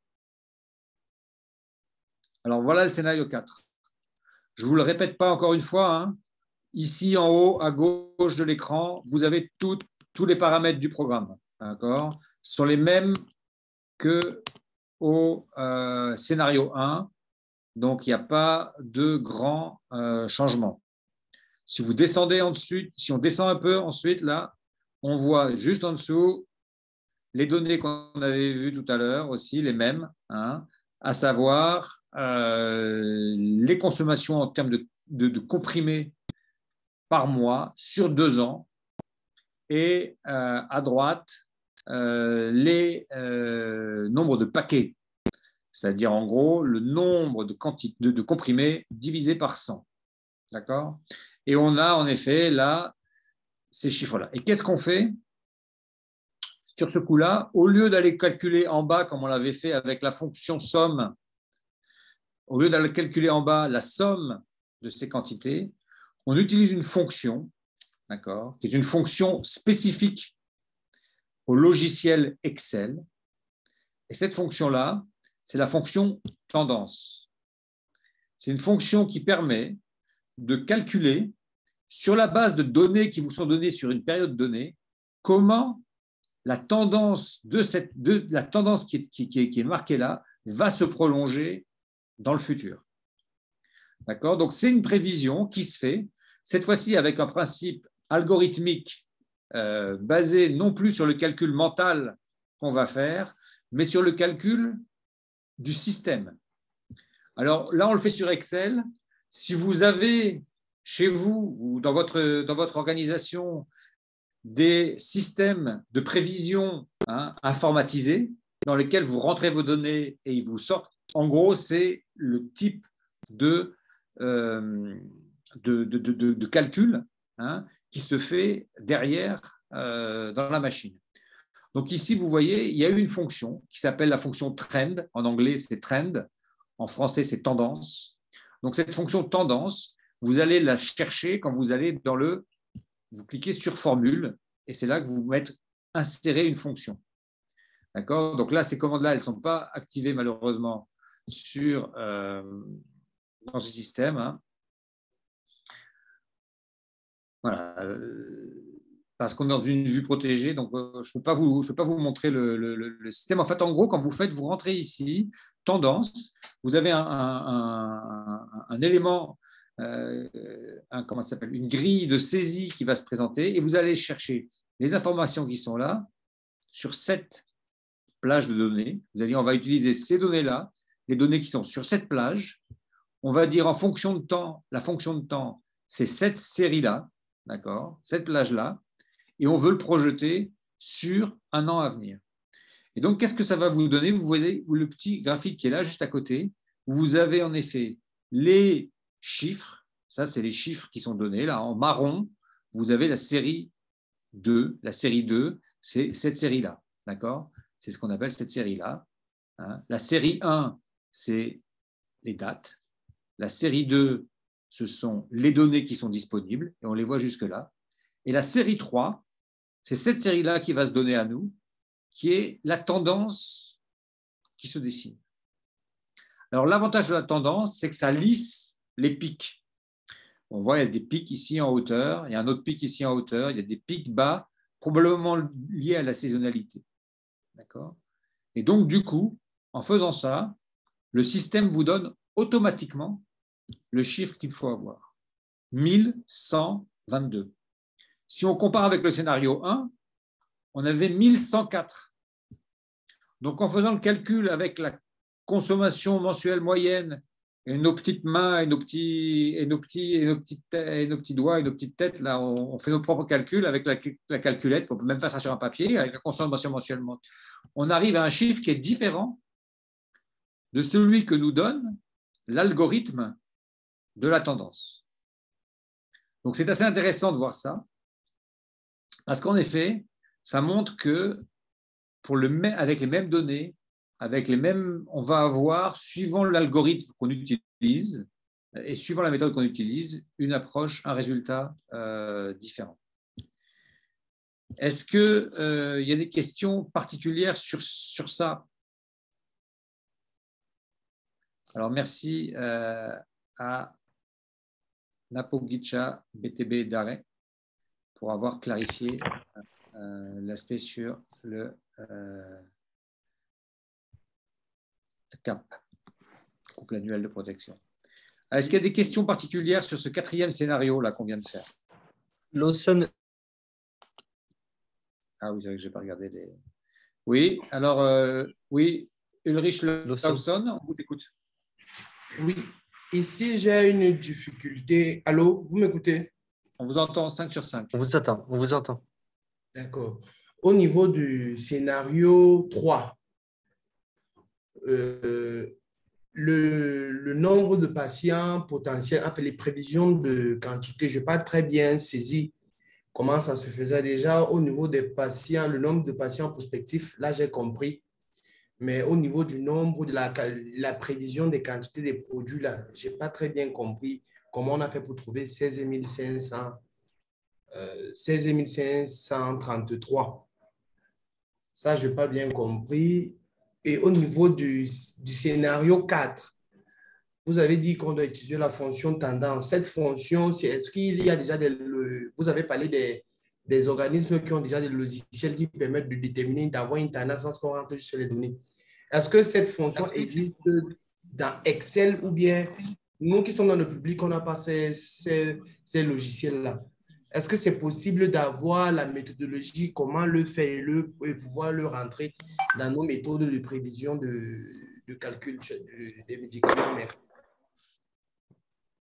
Alors, merci. Rapidement sur cette question-là. Les algorithmes qui sont rentrés dans les systèmes, que ce soit Excel ou que ce soit des systèmes plus développés, bon, moi, je les connais pas exactement, mais on doit pouvoir trouver, on va faire une petite recherche et on va partager les informations que vous demandez. Si on arrive à trouver quel est l'algorithme derrière la fonction tendance d'Excel, on va le trouver et on va vous le donner. Parce qu'en effet, c'est intéressant, vous avez tout à fait raison, savoir comment ce lissage se fait. Il se peut que ce soit un peu compliqué à faire à la main, hein. On ne va pas se mentir, donc il est possible que ce soit un petit peu compliqué. Mais si vous avez Excel, alors je ne sais pas si vous avez Excel ou pas dans votre organisation, mais si vous avez Excel, la fonction, hein, elle est déjà intégrée dans Excel. Quiconque a l'outil Excel peut aller dans Formule, hein, qui est là-haut. Vous voyez, il y a je suis désolé, c'est une version anglaise, là. Vous pouvez aller dans Formule, vous rentrez Formule, et là, vous avez inséré une fonction. Et quand vous allez cliquer sur Insérer une fonction, il va vous donner tout un choix de fonctions. Il y a beaucoup de fonctions que vous pouvez utiliser. Certaines, on les a déjà montrées, la fonction moyenne. Il y a la fonction compte. Il y a la fonction classification. Il y a des fonctions recherche. Il y a des fonctions. Toutes les fonctions que vous pouvez envisager, elles sont là. Et donc, du coup, parmi ces fonctions, il y en a une qui s'appelle tendance. Et si vous utilisez la fonction tendance, il va vous montrer comment vous pouvez l'appliquer à ce scénario. Donc, il n'y a pas de calcul à faire sur Excel, c'est automatique. C'est déjà dedans. Ce qui est très intéressant, c'est que vous avez comme dans Excel, comme dans Microsoft, vous pouvez demander de l'aide. Il y a une aide qui est écrite et qui va vous permettre elle est très utile, qui va vous permettre d'avoir un autre exemple sur comment créer cette fonction. À toi, Gilles. Merci. Pour continuer sur votre deuxième question, donc juste pour reprendre rapidement, hein, on sait que c'est un cas qui est compliqué. Donc vraiment, voilà, on va pas se mentir. Hein, c'est pas quelque chose de simple, mais c'est une réalité. C'est quelque chose qu'il faut pouvoir, d'une certaine manière.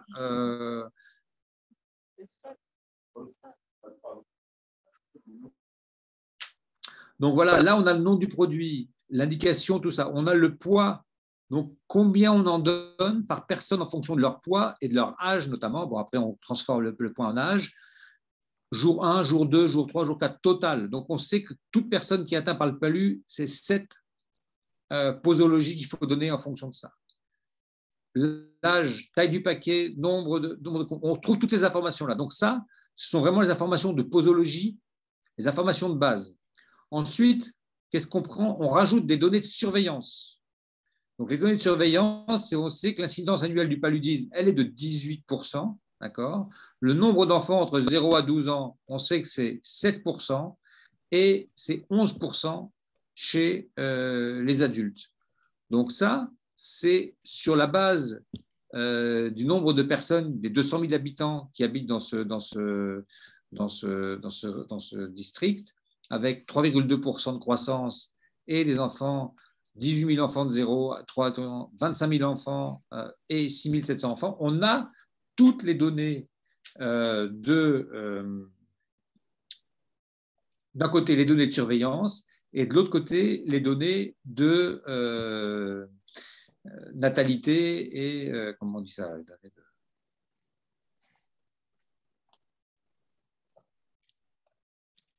Population, merci. Ouais, population. Et donc là, voilà, on a le nombre d'adultes, d'accord, de 12 ans ou plus. On sait qu'on a 150 000 adultes. Hein. C'est 120 000 moins les chiffres qui nous ont été donnés au-dessus. D'accord? C'est 200 000, pardon. 200 000 moins les chiffres qui nous ont été donnés au-dessus. 200 000 habitants, moins les 25 000 habitants, moins les 25 000 enfants, moins les 18 000, moins les 6 700. On a donc 150 000 adultes, 18 000 enfants de 0 à 3 ans, 25 000 enfants de 3 à 8 ans et 6 700 de taux d'incidence chez les adultes. On les a là, les taux d'incidence. C'est 18% chez les adultes, 7% chez les enfants de 0 à 12 ans. Donc, qu'est-ce qu'on fait? Ça, on calcule. Si vous regardez ici, c'est 11% fois C33. C33, c'est cette cellule-là. Hein. 11% fois C33, c'est cette cellule-là. Ce sont les adultes qui sont présents. On calcule le taux d'incidence. Et on fait pareil en dessous avec 7%. 7% pour les enfants, 7% pour les enfants, 7% pour tous les enfants. D'accord? Donc, on a le taux d'incidence. On sait à ce moment-là que le nombre de personnes qui vont être touchées, ou en tout cas le nombre de personnes pour lesquelles il faut qu'on planifie, c'est 11% des adultes, soit 16 533. Il y a 150 000 adultes, puisqu'on a une population totale de 200 000 habitants, auxquels on retranche 18 000 de 0 à 3 ans, 25 000 de 3 à 8 ans et 6 700 de 8 à 12 ans. Donc, on a 150 000 adultes, on a 18 000, 18 000, 25 000 et 6 700 enfants. Donc, on a taux d'incidence chez les enfants, chez les adultes, 150 000 fois 18%, fois 11%, pardon, excusez-moi. 11% de 150 000, ça fait 16 533. Donc, c'était ça votre question. C'est comme ça qu'on a calculé le taux d'incidence chez les adultes. Les enfants, on a fait le total de tous les enfants qui sont là. Merci. OK, merci. Super, j'ai compris. OK. Merci. D'accord. Donc, merci. Est-ce qu'il y a d'autres questions avant qu'on passe Ulrich Lawson, qui avait posé la question. Je n'ai pas de questions. Vous avez une question? Je n'ai pas de questions. Merci. Merci Ulrich. Oui, merci pour la présentation. Merci Pierre, merci Gilles. Ma question, c'est sur le scénario 4. Quand vous avez repris le scénario 3, j'ai pu comprendre je n'ai plus de questions sur le scénario 3. Là, moi-même, j'ai compris maintenant. Mais sur le scénario 4, juste au moment où vous étiez en train de donner l'explication sur la fonction de tendance, j'ai perdu rapidement le réseau, donc je n'ai pas suivi. Si on peut reprendre ça juste quelques secondes, ça, je pourrais suivre et c'est bon. Je sais que c'est dans Excel, c'est une fonction de Excel, mais je voulais savoir comment est-ce que le calcul est fait. Je suis moi-même sur le fichier Excel là. J'ai essayé, j'ai vu la tendance, mais les données qui ont été utilisées, je n'ai pas maîtrisé. Quelques secondes, s'il vous plaît, d'explication. Merci. Merci beaucoup. Merci et puis bravo. Merci aussi de suivre avec votre fichier ouvert à côté. C'est en effet, je pense que c'est vraiment le bon moyen de faire ça. Donc merci beaucoup. Voilà, ce que je voulais dire, c'est que malheureusement là, l'Excel qu'on a là est bloqué. Donc je ne peux pas insérer une formule pour vous montrer. Je ne peux pas faire l'exercice complètement. La seule chose que je peux vous dire, c'est qu'en effet, comment ça s'appelle le calcul. Hein, l'algorithme qui est derrière cette fonction, on ne le connaît pas. On va le chercher. On a dit à la personne qui nous a demandé juste avant, on va le partager sur le groupe, on va le partager sur live. Donc, on va le retrouver et on va chercher cet algorithme pour pouvoir le partager. Et je pense qu'il est un peu compliqué, mais on va le trouver. Quand vous êtes sur la fonction tendance, il va vous demander de définir.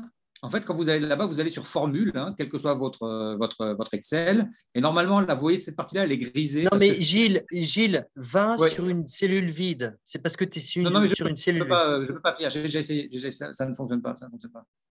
J'ai essayé, ça ne marchait pas. Enfin, je réessaye, mais non, c'est fonctionné.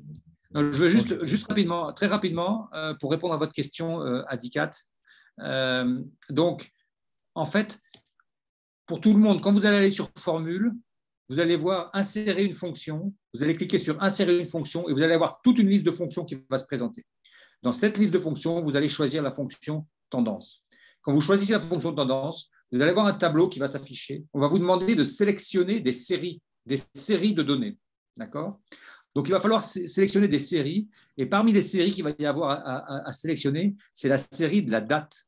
Les dates que vous allez avoir, c'est la période que vous allez vouloir couvrir. Et cette période, en effet, elle va couvrir toute une période avec des données, et toute la période où vous voulez projeter vos données. Donc, il va falloir faire une sélection de vos cellules sur Excel où les dates sont entrées. Janvier, février, mars. Et ça, l'ordinateur va automatiquement reconnaître qu'il s'agit de dates. Et il va automatiquement les mettre en abscisse comme la première série d'informations. Ensuite, il va vous demander une deuxième série, l'ordinateur. Deuxième série à remplir.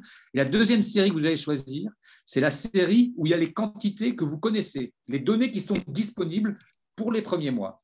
Et donc, vous allez sélectionner toute cette série-là. C'est la deuxième série. Vous voyez, ici, première série, voilà, donc les séries des données, voilà, D12 à D35, c'est celle-ci.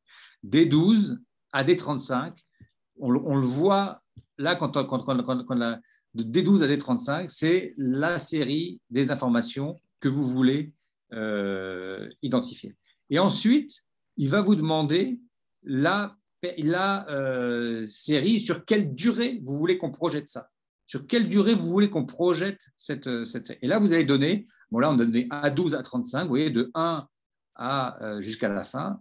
On projette la durée qui doit se faire jusque décembre 2019.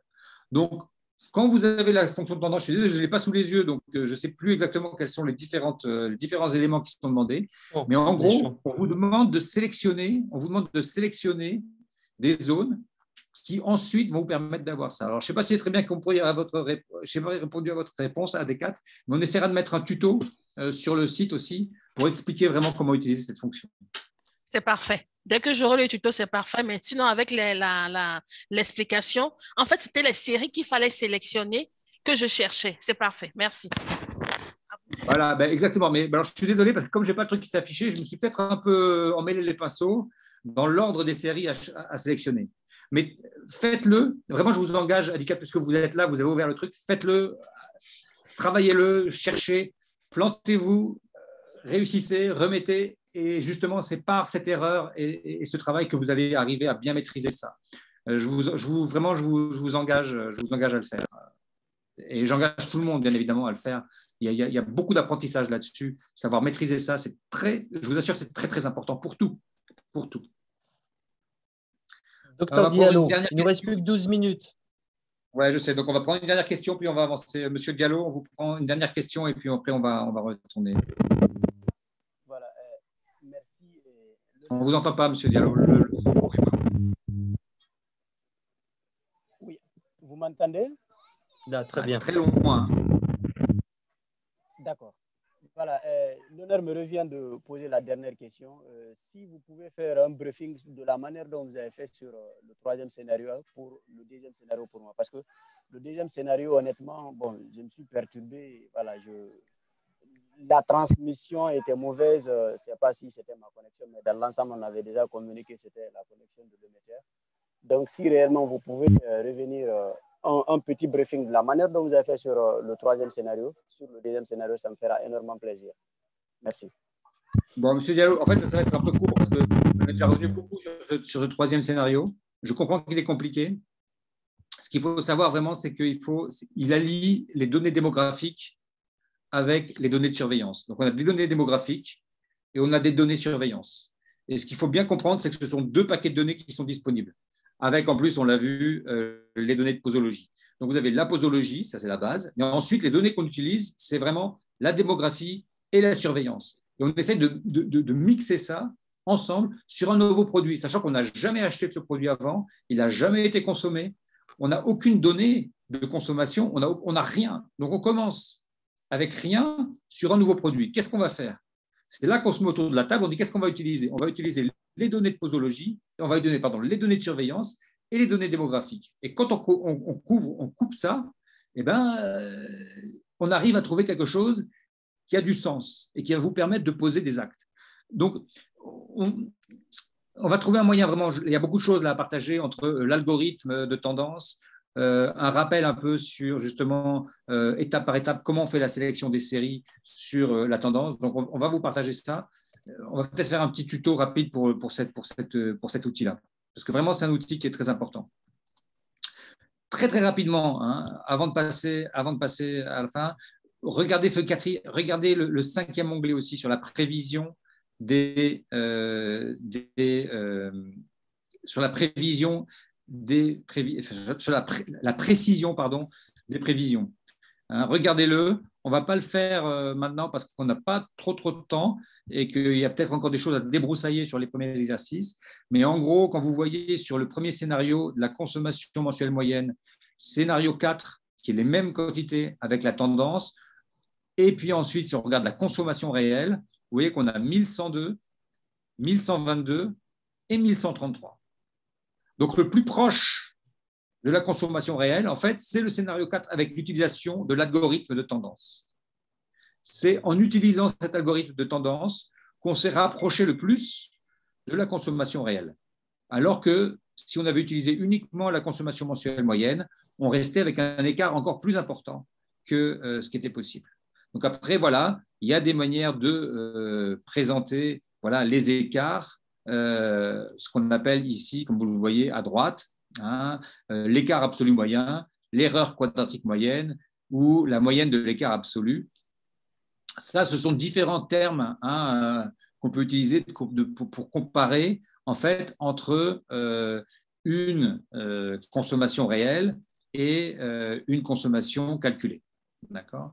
Donc voilà, c'est juste pour vous dire qu'en effet, il peut y avoir ça. Ensuite, Priyanka, je pense qu'on peut repartir sur les slides. Mais la conclusion, c'est que la fonction tendance, qui est le scénario qu'on a utilisé sur le scénario 4, est en fait plus précise que la méthode 1 avec la CMM. En effet, bon, plus vous avez normalement, hein, plus vous avez comment s'appelle un calcul, une méthode de calcul développée et compliquée, plus normalement elle devrait vous permettre d'avoir une élaboration fine. Hein, vraiment, tous ces éléments-là de développement de logiciels, tous ces éléments-là, c'est vraiment quelque chose. Donc, on va partager un dernier quiz. Il ne reste plus que 7 minutes. Allez. Ouais, on partage le quiz là tout de suite. J'essaie d'arriver, mais je n'y arrive pas. Alors, c'est le dernier. Sondage 3. Alors, voilà un long quiz, un long sondage. Quel ensemble de données est habituellement utilisé dans votre pays, organisation pour élaborer des prévisions? J'espère que vous le voyez. Hein. Il est visible, Pierre, là, le sondage? Très bien. Ok, parfait. Oui, très bien. Merci. Je vous laisse répondre. Quel ensemble de données est utilisé? Un choix unique. Et avez-vous compris les concepts qui sous-entendent l'utilisation des données d'actes médicaux, intervention, la démographie? C'est sûr que c'est un cours un peu compliqué. Hein. Je dois vous dire que même pour nous, là, de nous balader sur Excel et tout ça, ce n'est pas toujours évident.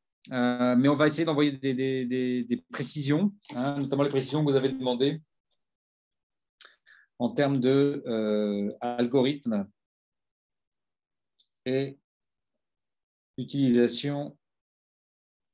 Ce que je vous engage à faire tous, hein, vraiment, vous avez beaucoup de tutos, de tutoriels, hein, beaucoup de tutoriels sur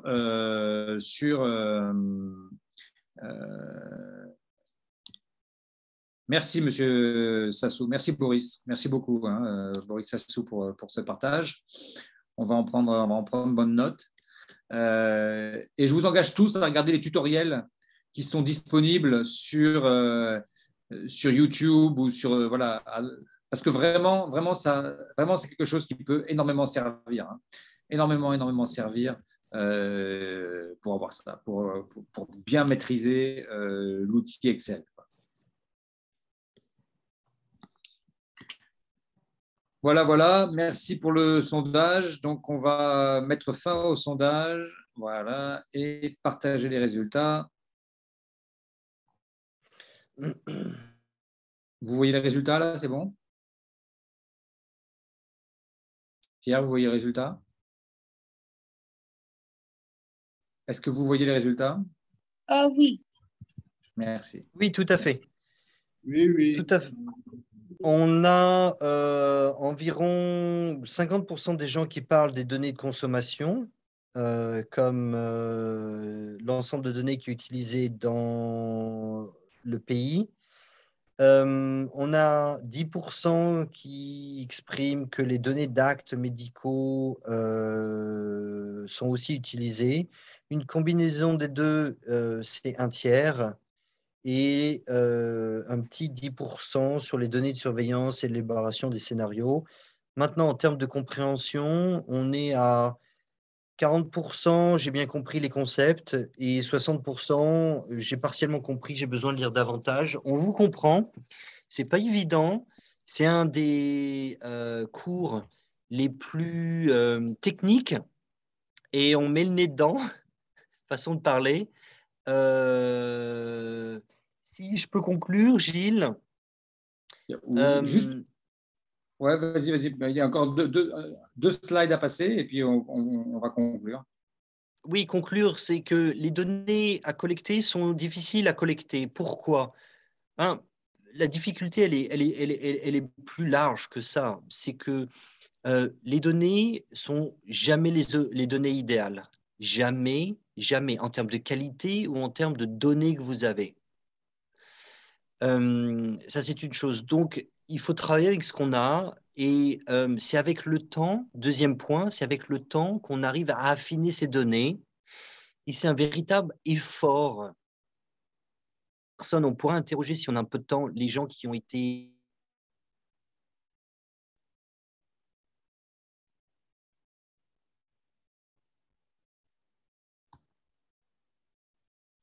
les hypothèses, de les analyser pour comprendre et pour pouvoir apporter un jugement et un éclairage qui va permettre de prendre les bonnes décisions. Dernier point qui est un peu une blague. J'ai fait un MBA aux États-Unis. Mon professeur de statistique était un docteur en statistique qui a été enseigné au MIT dans le Massachusetts aux États-Unis. Et il était enseigné par un prix Nobel de mathématiques qui était un statisticien qui lui a dit « Donnez-moi les bonnes données et je vous prouverai que Dieu existe. » Alors, c'est une blague, n'est-ce pas? Mais ça veut dire qu'avec les données, on est extrêmement puissant et on arrive à faire plein de choses. Il y a l'achat, bien entendu, mais il y a aussi de comprendre quel a été le comportement des patients, voire même des formations sanitaires, voire même l'impact dans l'entreposage au niveau intermédiaire et central. Et ça, c'est essentiel de comprendre ça. Et grâce à cette compréhension, vous allez être capable d'apporter une valeur ajoutée à votre pays. À toi, Gilles. Merci Pierre. On a une question de M. Mboyo. Quand des données sont collectées sur la base d'une file active ou d'une cohorte, de quel type de données s'agit-il? Je pense qu'il s'agit, en fait, il dépend du type de données que l'on va collecter, hein, parce que sur une cohorte, on peut collecter des données démographiques. Hein, si on regarde juste voilà, l'âge, le genre, ce genre de choses. Mais on peut aussi collecter des données de morbidité, si on regarde le nombre de personnes qui sont affectées par telle ou telle maladie. Et on peut aussi collecter des données de consommation, si on regarde sur cette spécifique cohorte, quel était le nombre de personnes qui ont pris du Doliprane dans les 15 jours qui ont passé. Donc, je pense qu'en fait, les données ne sont pas vraiment liées uniquement à l'échantillon qu'on va regarder, mais plus à savoir exactement quelles informations spécifiques on va essayer de retirer de cette cohorte ou de ce groupe. Voilà, on va avancer vraiment un peu. On va essayer d'avancer rapidement. Donc, la dernière question, le dernier point, hein, c'est vraiment sur les styles de comparaison des historiques et prévisions et l'amélioration des prévisions. Hein, donc, on l'a vu, hein, on a comparé par exemple l'utilisation de la consommation mensuelle moyenne avec l'utilisation de la tendance, l'utilisation d'un algorithme. Donc aujourd'hui, il y a énormément de travail sur ces algorithmes justement pour les améliorer en permanence, mais comment rendre les prévisions plus précises? Vraiment, il y a un aspect, nous, sur lequel on aime bien insister, en plus, hein, en effet, des algorithmes, en plus de la précision des données, en plus, c'est la collaboration. C'est la collaboration. Ne faites pas ça seul face à votre écran parce que ça va être beaucoup plus compliqué. Vous allez prendre des hypothèses, vous allez faire des choix que vous allez faire seul qui risquent qui peuvent être très bons et très justes, mais qu'il est toujours mieux de pouvoir confronter à des perspectives et des choix que vos collègues auraient fait. Dans les tableaux que vous nous avez montrés, les dessins, les schémas de représentation de la chaîne d'approvisionnement, certains avaient très clairement mentionné l'endroit où la prévision doit être faite, la quantification doit être faite, le bureau qui est en charge de la quantification. Mais on se rend bien compte que si eux sont en charge, ils ne peuvent pas faire ça seuls. Il faut qu'ils aient accès aux données qui sont disponibles dans les centres de santé, il faut qu'ils aient accès aux données qui ont été compilées les années précédentes au niveau du ministère de la Santé, il faut qu'ils aient accès aux données des achats de la part de la centrale d'achat, il faut que toutes ces données-là soient compilées. Et le mieux, non seulement c'est de compiler les données, mais c'est aussi de compiler les expertises et les points de vue. Donc vraiment, nous, on aime bien insister sur le collectif, on aime bien pouvoir dire, bah oui, il y a des solutions techniques qui existent, mais il y a aussi des solutions humaines qui sont essentielles et qu'il faut vraiment essayer de privilégier. Donc, pour tous ceux qui ont été ou qui seront vraiment impliqués dans ces études, vraiment du collectif et de l'itératif. Hein, comme le disait Pierre au début, ce n'est pas un one-shot, ce n'est pas un coup. On refait, on se remet à l'ouvrage. Vraiment, tous les conseils qu'on peut vous donner. Puis là, on le voit, bon, voilà, comment comprendre, comment comparer les taux d'erreur. Hein, c'est ce qu'on a montré tout à l'heure.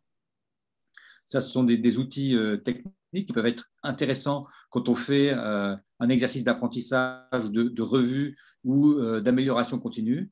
Mais vraiment, ce qu'on vous engage à faire, c'est de faire ça de manière collective, autour des outils qu'on a partagés, avec les différentes perspectives, toutes les parties prenantes qui sont impliquées dans la chaîne d'approvisionnement. Voilà, je vous remercie. On est à la fin de la conférence. Si jamais il y a quelques autres questions à poser, allez-y. On peut les prendre pendant qu'on fait le sondage sur l'évaluation de cette journée. On a eu quelques petits problèmes techniques. Hein. On est désolé pour les petits problèmes techniques qu'on a pu avoir. Et on vous remercie beaucoup pour votre engagement et vraiment comme d'habitude, hein, vraiment les questions et les suggestions qui sont vraiment très intéressantes. Je préconise qu'on le fasse en classe virtuelle.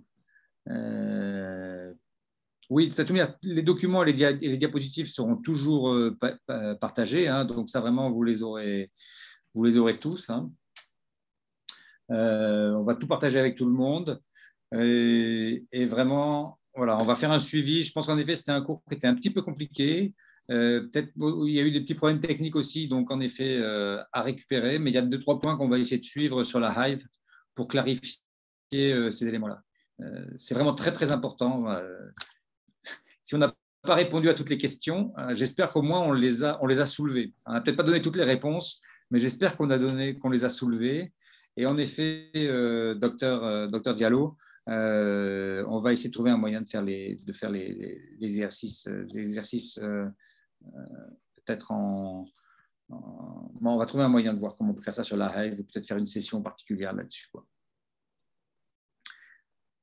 Voilà, on va remettre les sondages, partager les sondages, partager les résultats. Voilà, vraiment, on vous remercie tous et toutes hein, pour votre engagement, votre suivi sur ce dossier qui est toujours un peu compliqué. Ce cours-là, c'est vrai, il faut le reconnaître, il est toujours un peu compliqué. On va essayer de faire un suivi. Technique, il est très technique et donc difficile. Merci beaucoup. Bonne soirée à tous. Bonne fin de semaine. À vous. Bonne continuation de travail. Merci, au revoir. Merci, bonne continuation de travail. Oui, merci. Continuez à être assidus sur le forum et dans votre travail et vos travaux à la maison. À bientôt. Bonne semaine.